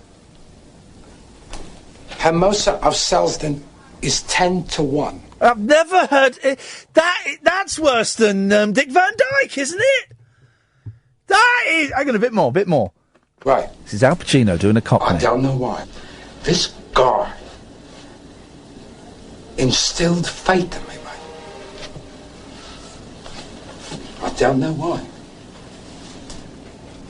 Anyway, fanfares blew. They brought them out.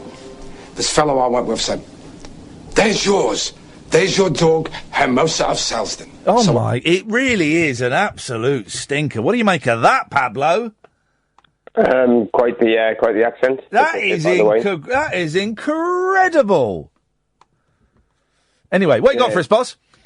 Well, I've started my parental leave this week, so I'm off with the kids for 3 months. Wait a minute. What do you mean? What's point of leave? Parental leave. Oh, right. Okay. So it's basically what was previously maternity leave. Okay. Okay, yes. Oh, that's all right, isn't it? Yeah, it's grand. Obviously, with recent events, we kind of had a bit of a quiet Play-Doh-based morning this morning. But then went out for lunch and off to school and then for a wander, all relatively nice day. Yeah. How are you feeling now? All right. I mean, obviously, it's sad to say that it's kind of starting to become, you're kind of used to it in a way. That you've kind of developed a coping mechanism, or the coping mechanism is a bit extreme. Obviously, I'm not connected to it in any way. Yeah. But you kind of, stiff up a little, carry on type of thing. Yeah, I know what you mean by because I'm not becoming used to it.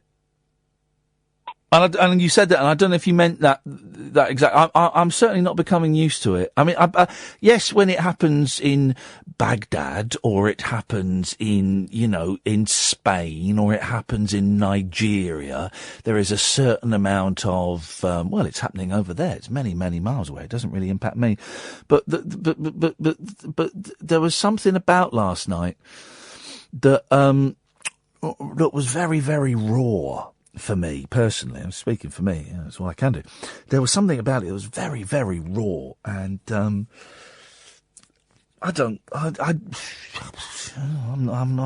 not used to it. I don't feel used to it. Do you know what I mean? Yeah, no, I know what you mean. Now, when I say used to it, I mean, to be fair, I mean, to a degree, I mean what I say, but also it's more the case of obviously they're aware of the fact that the point of these acts are to create terror, so to speak. So if you react in like an extreme way, one way or the other, you're essentially, giving in to the concept that, they've taken the whole kind of bombing idea and that's used in warfare and transferred it to peaceful countries. And obviously that's something that, but equally it's generally just somebody who's probably got some sort of mental health problem, who's just got access to the internet. Who can find out these things. Let's get technical for a second. There was an expert on. I listened to PM today because there were 2 soothing voices that I needed to hear today. One was James O'Brien and one was Eddie Mayer, and they had an expert on PM on Radio 4, and he said to make the device that would have been used, it's really, really complicated. The instructions are online, but actually it is a really, really complicated thing, and that is why you don't see it more, because it takes a lot of skill and patience and technical knowledge to be able to construct a device like that, which, now, of course, mentally ill people can have skill and can have knowledge and can follow instructions and step-by-step instructions.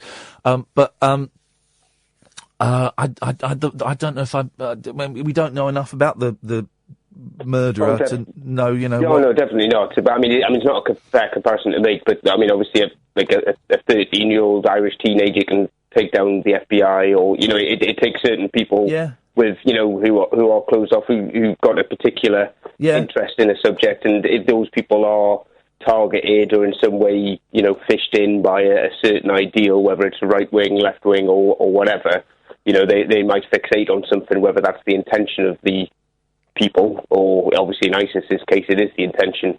But obviously the detail that they've given was completely inaccurate, and they're taking credit for it. So obviously they're just waiting for something to happen for them to take credit. That's they've passed on an ideal. They don't necessarily have any kind of direct contact with people. They're more of an ideal, which is I think more of a reason why not to try and pass on best wishes and concerns to everybody involved, but equally to kind of, let's try and help the people affected and try and move on and be more united in facing things like this in the future. Yes. Oh, and not Hitchcock, Anthony Hopkins. Oh, yes, an actor that acted.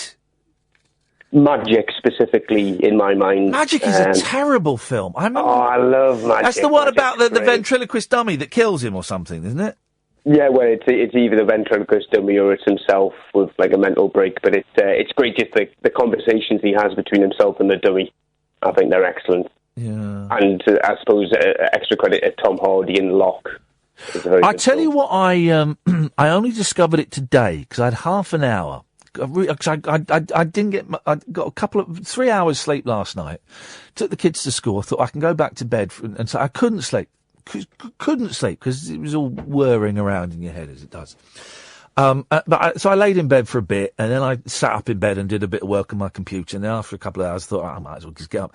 And I had half an hour before I had to go and pick up the youngest from school. And I put on Netflix, and I couldn't see anything I fancied. Couldn't see anything. So I took a punt. And I started watching Inside Number 9. Have you seen that? Oh, I've seen all of them, yeah, they're great. Now, because I'm not a massive fan of League of Gentlemen, and I knew that there were kind of connections and stuff. But I watched the first one. I was blown away by it. It was absolutely incredible. They're all great. They're all like individual homages to different things in horror throughout the ages, whether it's TV or film or a concept or an idea. And they are stunning. And it's Reece Shearsmith and Steve Pemberton. And I don't know Steve, but I've been at a couple of things that I remember him kind of bumping into him almost literally in Muswell Hill when I lived there, and we had a really awkward chat. Because I'd been at something else with him. But I tweeted them both saying, I've only just discovered this. Bravo, gentlemen. And I don't think I've met Reece before. Reece does very good interviews. He doesn't like negative criticism. There's a podcast called A Bit of a Chat with Ken Plume. Right. And he often, I don't know how, I think he's like a Canadian bloke who's involved in Doctor Who or interested in Doctor Who, but he seems to do interviews with a lot of British comedians. And he's interviewed Reece Shearsmith a few times, and they're a couple of hours a pop. And Reece Shearsmith, like the concept of a top 10 list of Inside Number 9, the fact that there's a top 10 annoys him because it means that there's one of them is 10 times worse than one of them. Oh, gosh. In somebody's mind. But it's funny. I got all excited because I tweeted him saying, oh, nice one, this is brilliant. And he replied to me. I was like, oh, Reece Shearsmith has replied to me. Woo-hoo! I got all excited like a fanboy. Imagine, Pablo. Oh, it would be excellent. I mean, the man's a comedy curmudgeon. He's good. That's what we want. Thank you, Pablo. Let's go to Ray. Yes, Ray? Hi, good evening. Good evening. I think you used a really good word a little bit earlier, and it was raw. Raw. I think it's a really good word to describe the last 24 hours. Right, can I, are you on speakerphone? No, I'm not. So you've been going in and out as well. I'm just on my mobile. Oh, flipping it! Have you got? I don't want to sound because I know we're about to talk about something quite heavy. Have you got a rubbish mobile? I don't think so. It's an iPhone. Oh, is it? Well, is it a recent one? Was it iPhone 3? No, all right, that's fine. I can understand you. I'm sorry, and I know you phoned in what you phoned in to talk about. Go on, raw. Yeah, I think it is a good word, isn't it, for this? Well, it's just for the reason is they targeted kids, and that's what I can't get beyond. Because I was working during 7/7. I was a policeman for 17 years, and that was tough to actually sort of be involved and engrossed in that. And nothing has ever happened like this before. I don't think, certainly in this country, where they've gone out to target children. Yeah, because that's what it was. It was a concert by a 23-year-old girl targeting kids. Yeah. And so they've gone to a new low, really, in my opinion. And just dreadful. So if people, I find it very difficult if people weren't affected by what's happened in the last 24 hours.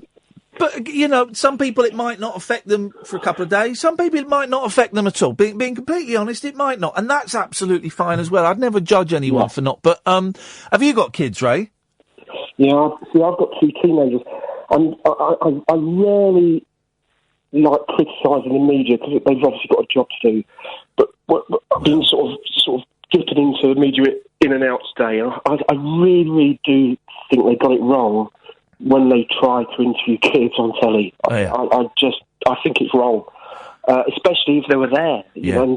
And also if you're a 15 or 16-year-old and you've come out of it and you've survived, and they get a chance to go on telly, they're going to say yes. Yeah. But I honestly think, Sky or whoever, you know what, I don't think it's quite right. I think I would agree with you that even if the parents give consent, I would agree that it is probably not the best thing to allow. And I did see a couple of young girls. One of them looked like Patsy Palmer. We commented on being interviewed. Now I'm assuming they're at the concert. I don't know where they were or what they saw. So I don't quite know their involvement. But I did think they are just babies. They're babies. Absolutely. Yeah. Even if you're 15, 16, still just babies. And you're right. I think I think that they should be off limits. Yeah.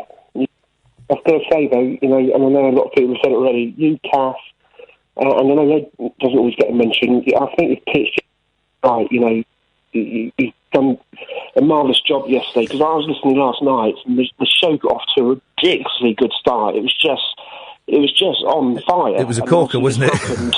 It was, and then and this sort of happened an hour in. Yeah. I thought, how do you then go from that brilliant first hour of just mayhem to then, to that happening, and I just thought you pitched it completely right. And just thought, hang on, we have got to sort of acknowledge this and change the gear. And I think you've dealt with it brilliantly, because I don't honestly think everyone has got it right. No, because again, I think that if there's too much coverage, the buggers they sort of win, because that's what they want. They want it to be on TV 24 hours a day, and it's not a good thing. So I think. And the call earlier between Paul and Andre. We all needed that, didn't we? The country needed that.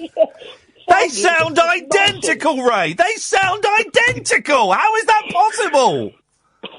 It's 5 minutes of pure nonsense. Brilliant. Just excellent. I hope if either of them are still listening, they don't take that wrongly. Well, and I say, my boss Denny, and we did have a very. We locked horns today, but the fact that he lets me do this kind of stuff, and he on an evening like that, and I've got his full support. So God bless him, and God bless Talk Radio. And Ray, you're a good man, and thank you for your years of service. And I hope you get some sleep. Can I just say one more thing? Yeah, go on, mate. Of course you can. Just very quickly, I went to a charity gig last week. Yeah. Comedy gig, and there was about 6 or 7 acts on, headlined by the wonderful Bob Mills. Oh, brilliant Bob Mills. Yeah. Sunday night, 7 o'clock. But there was another guy on. Yeah. And I don't know if you've interviewed in the past, and if you have, please don't say he was rubbish. But if you haven't, I'd love you to get him on. And he's in his 80s now, and he came on and did a couple of comedy songs. Barry Cryer. Oh, do you know what? We tried to... I think we tried to get Barry Cryer, and maybe I'm confusing him with Bernard Cribbins, because we did have Bernard Cribbins, and Cass nipped out, so I can't look at her for a thumbs up or a thumbs down. I thought we tried to get Barry Cryer, and I will investigate that, Ray, and if we didn't, and he didn't say no, we will pursue him. No, you're absolutely right. I mean, he's worked with everyone, fella. He's written for Tommy Cooper, Bob Hope. Oh, everyone! You do think of a comedian? I think he's wrote for Richard Pryor as well at some point. Yes, he did. And I was with a friend that I took to a rabbit hole in London last, and she said, "Who's this guy?" And I said, "Are you kidding me? You don't know who Barry Cryer?" Yeah, and I could listen to him all night, and he was great. They came on and did a couple of silly songs, but they were absolutely brilliant. And he's probably in his mid-80s now. He's got to be. Kath, if we try and get Barry Cryer on, we go on the microphone for a second, because I thought I'd suggested it, but I've not. Ray has made an excellent suggestion that we have a go at getting Barry Cryer on. I might have. But I certainly didn't get anything back. Let me try again. Try again. And where did we get to with Bernard Cribbins? Well, that was going to happen, wasn't it? It was going to happen, and then he was ill. No, Roy Hudd was ill. What happened? Oh, I remember. They tell us to jog on? No. I kept having to sort of jog his management, and she said, "Yeah, well, I'll just check with him again and come back to you," and she never did, but... Give him one more jog. Okay. Because Cribbins, and I'm happy... I'm going to... Roger McGough, on June the 8th, election day, when I'm not in, because they won't let me do a grown-up show, I'm off to meet Roger McGough for lunch. Tell you who I did hear from today. Go on. Kelly Monteith. Hey! Yeah, so I'm asking him about next week. He's going to come on, and Robbie Vincent was going to come on this week, but he got in touch and said maybe I should come on next week when things have calmed down a little bit. So we got some good acts go. Ray, Barry Cryer is on the list. Emails are being sent right now. Keep it up. Cheers. Thank you very much, Ray. There we go. That's how it works. You got a good suggestion, let us know and we'll go for it. If it's a rubbish suggestion, we will tell you. Last 25 minutes of the show, no calls lined up, so if you want to give us a call now would be an excellent time. 0344 499 1000. Late Nights with Iain Lee on Talk Radio. Late night conversation worth losing sleep over. Iain Lee. On air and off the leash. On Talk Radio. We have ways of making you talk. Here's, we'll have a little. We've got no calls lined up. If you want to call in, you're more than welcome to. Here's a story. And I'm constant. 0344 499 1000. By the way, I'm constantly. I'm a big fan of mediums, right? Because it's just such wonderful bullshine. It really is. And I constantly, it's an open invitation. I make it every few months, and I have done for the last 12 years. If you're a medium and you can do it, come on the show and do it. Come on the show and do it for me. Remember once, absolutely, I've told this story before, we had a psychic come in, and psychic came in, and he was a young lad, and he said, well, I said, what are you getting now? He said, well, you're in a relationship. I said, yeah. He said, yeah, in the next 6 months it's going to come to an end. That day I'd bought an engagement ring and we went to a record and I said, mate, you are so off the mark there. I've bought an engagement ring. We're going to Japan in a couple of weeks. I'm going to propose to her. Oh, right. We came back from the record. What are you getting now? Well, I may have been wrong before. I've got a feeling that your relationship is actually going to take... I was thinking it's a downward, but actually it's a more positive... And I'm thinking, I just told you what I'm going to do! You absolute scumbag! Anyway, not saying that this guy's a scumbag. Where is it? this guy. One of my favourite things, and it's a cruel thing. I can be cruel. One of my favourite things is looking at young people who whose hair is important to them, but you can tell that they're gonna be bald. Do you know what I mean? There is a certain type of young person, their hair is obviously a very big thing for them, and they've dyed it or highlighted it, it's stuff. But you can tell that, it's not necessarily receding, there's just something about it you think, yeah, you're gonna be bald in 20 years, mate, and you're gonna have to totally rethink the importance of your hair. This fella, I'm showing people on the Periscope. This fella is going to be bald. He's only 21. He's going to be bald by the time he's 40. Do a little bit of hair magic. A Hollywood clairvoyant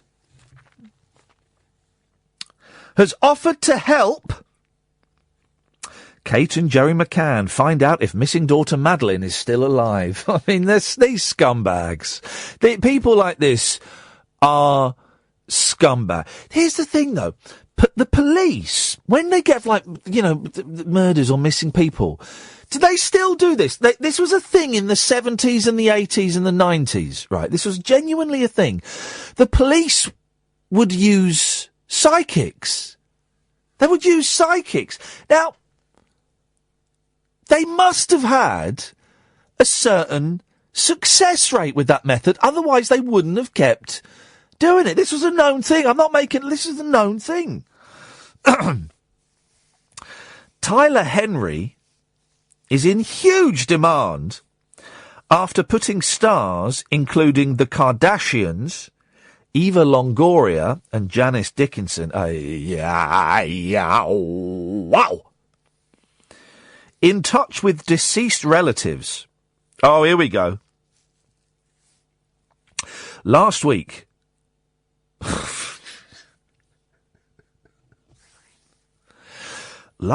the TV medium delivered a message to US rapper Bobby Brown from late ex-wife Whitney Houston and their tragic daughter Bobby Christina. I mean, that is messed up. I tell you what you also used to get in the 70s and 80s. You don't get it now. The people that were possessed by John Lennon and John Lennon wrote a song through them. Did we looked these up on YouTube once, didn't we? Let me see if I can find it. I don't know I don't know what to type in. Song written by dead Lennon. I don't know. I genuinely don't know. What you song written by man possessed by Lennon.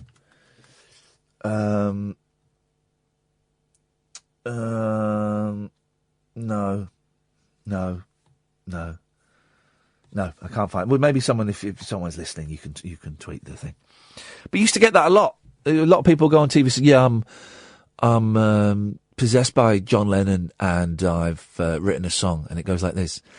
Well, you say I'm just a jealous guy, but you imagine that to be a lie. Now the 21-year-old, he's a baby, says he is willing to help the McCanns find out what happened to Madeline. She disappeared in Portugal in May 2007 and has never been found. I mean, the actual nerve of this guy is incredible. I tell you what we're going to do. Can we listen to him talking to Bobby Brown? Is that woefully out of place? Here we go. Here we go. I have a woman coming through, having me talk about... Oh, no, hang on a minute. Why is that, what is that? That's, Siri. Why is Siri doing it? Gosh, look at Bobby Brown! Oh, my goodness! Hey, guys. Welcome back to Holly Scoops Just Saying. I'm Heather Gardner. I'm Stephanie Gray. And today we have a very, very special guest. He is the Hollywood medium, and season 2 premieres tonight on E! Tyler Henry. Oh, my Woo! God. Well, thank you guys for having me. No, I'm thank so you for happy being to here. We were fanning out so bad, knowing that you were coming today. Oh, my gosh. Well, I'm so happy. I watched season 1, and FYI, you guys, I was not a believer until I watched his show. And now season 2 is coming, and I can't freaking wait. So excited. Now, if people don't know who you are, which I feel like at this point you're on. I don't know. He's a bullshine merchant. Have you seen Bobby Brown now? Oh, Tyler said, I know about their case. I've heard about Madeleine McCann. I would be open to meeting with the family for $1 million. For $10 million. He doesn't say that, but he added, I always have to navigate and handle these cases carefully. You could end up delivering news that this person may have passed, and this can be devastating. I mean, Hollywood Medium with Tyler Henry is available to stream and download Thursdays on the channel Hey You. Spelled Hayu. Hey You. Hey You. We've got a break, haven't we? We've got a break? Yeah, let's have a break. Unmissable late night radio with the original king of unconventional conversation. Make contact with Iain Lee. Late night Iain Lee on Talk Radio. We'll get you talking. Well, Julie sent us a link. This isn't. This is not the person who was possessed by John Lennon that I was thinking of, but she sent us a link. Voicesfromspirit.com. John Lennon's new songs from heaven. A list of songs channeled through speaker Linda J. Poley that were written by the spirit of John Lennon, brackets formerly of the Beatles. All rights reserved. None of the lyrics or the audio files may be copied without the precise consent. Click on the underlined titles to read the lyrics of the songs. Oh, well, where do we hear the songs? Here's one. Yes, written November the 8th, 1999. That's 19 years after John Lennon was murdered. A positive thinking type of song, encouraging people in the spirit realm not to give up, and that people in the material world would change their ways and hear them. Oh, here we go. This is it. This is written by John Lennon in 1999. You ready? This is, let's have some of this. Will we all be together by and by? Will we all be together by and by? We must make no doubt about it. We'll all stand up and shout it, or we'll all be together by and by. We will overcome the darkness here with love. We will show the world there's still hope from above. When the people all stop praying, we'll tell them what we're saying. Hang on. Or we'll overcome the darkness here with love. Hang on, I recognise that song. It's this, isn't it?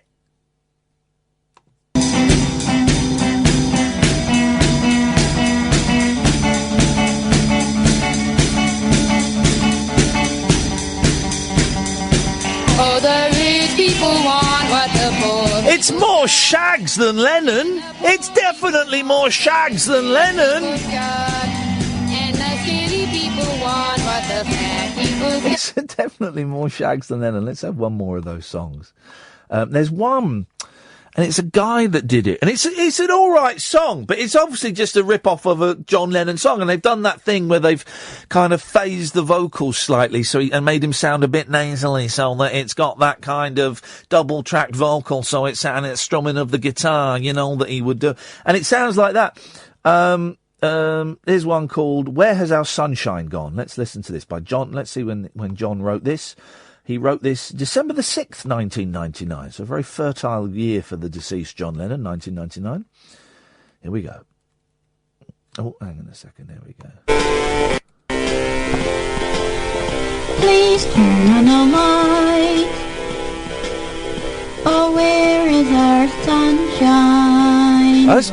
Yes. I don't want to face another cloudy day alone. That fit. He wasn't very good at lyrics towards the end. And make all the darkness fade away. Do you know what that one could be? Who am I to say? Who am I to say? I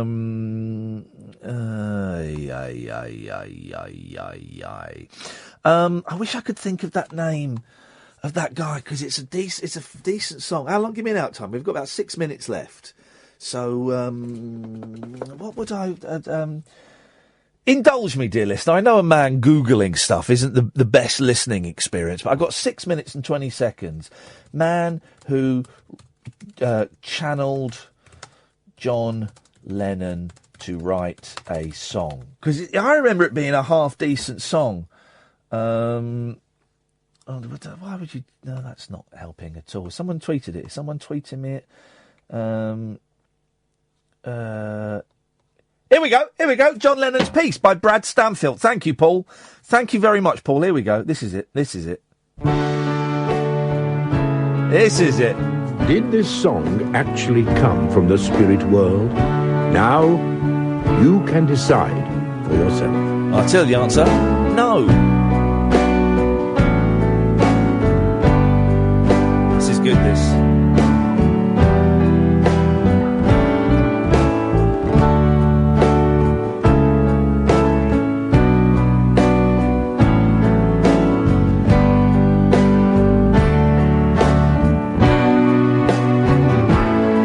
Everyone lived, everyone died.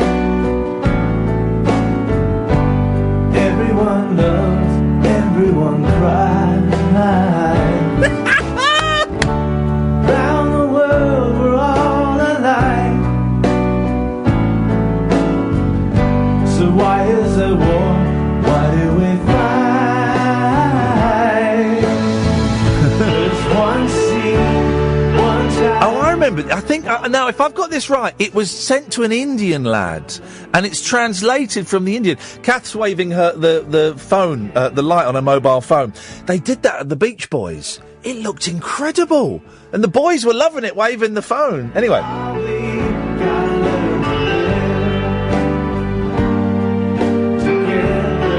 Kath, do us a favour. Brad Stanfield.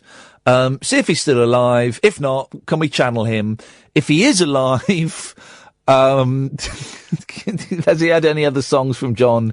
Can we get him on one night, please? That's what we need to do. Mr. Brad Stanfield. Thank you to Paul, who found that. It is appreciated. And it certainly is something. Happy birthday, Cher! How old is she? 71. And she's worn the outfit that she wore back in the day when she was still very, very old. I love Cher. How can you knock Cher? She is absolutely fantastic, isn't she?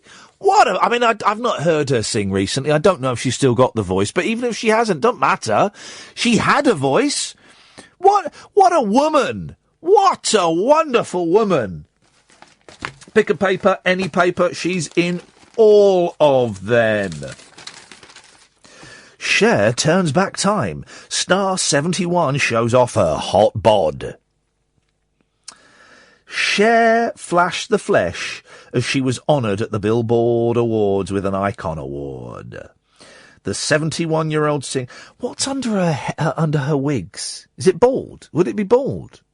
She's got the big, like the afro sort of wig.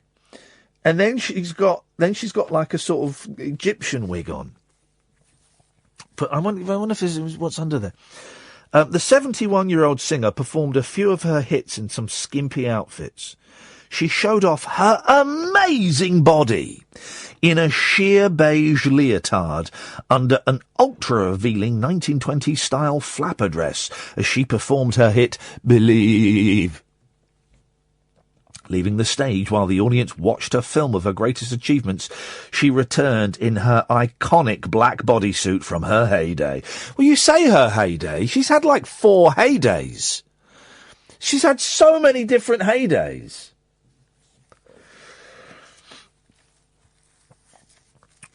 Cher donned a black curly wig and knee-high black boots and completed the look with a black biker jacket as she sang 1970 hit If I Could Turn Back Time. 1978. That wasn't 1978, for goodness sakes.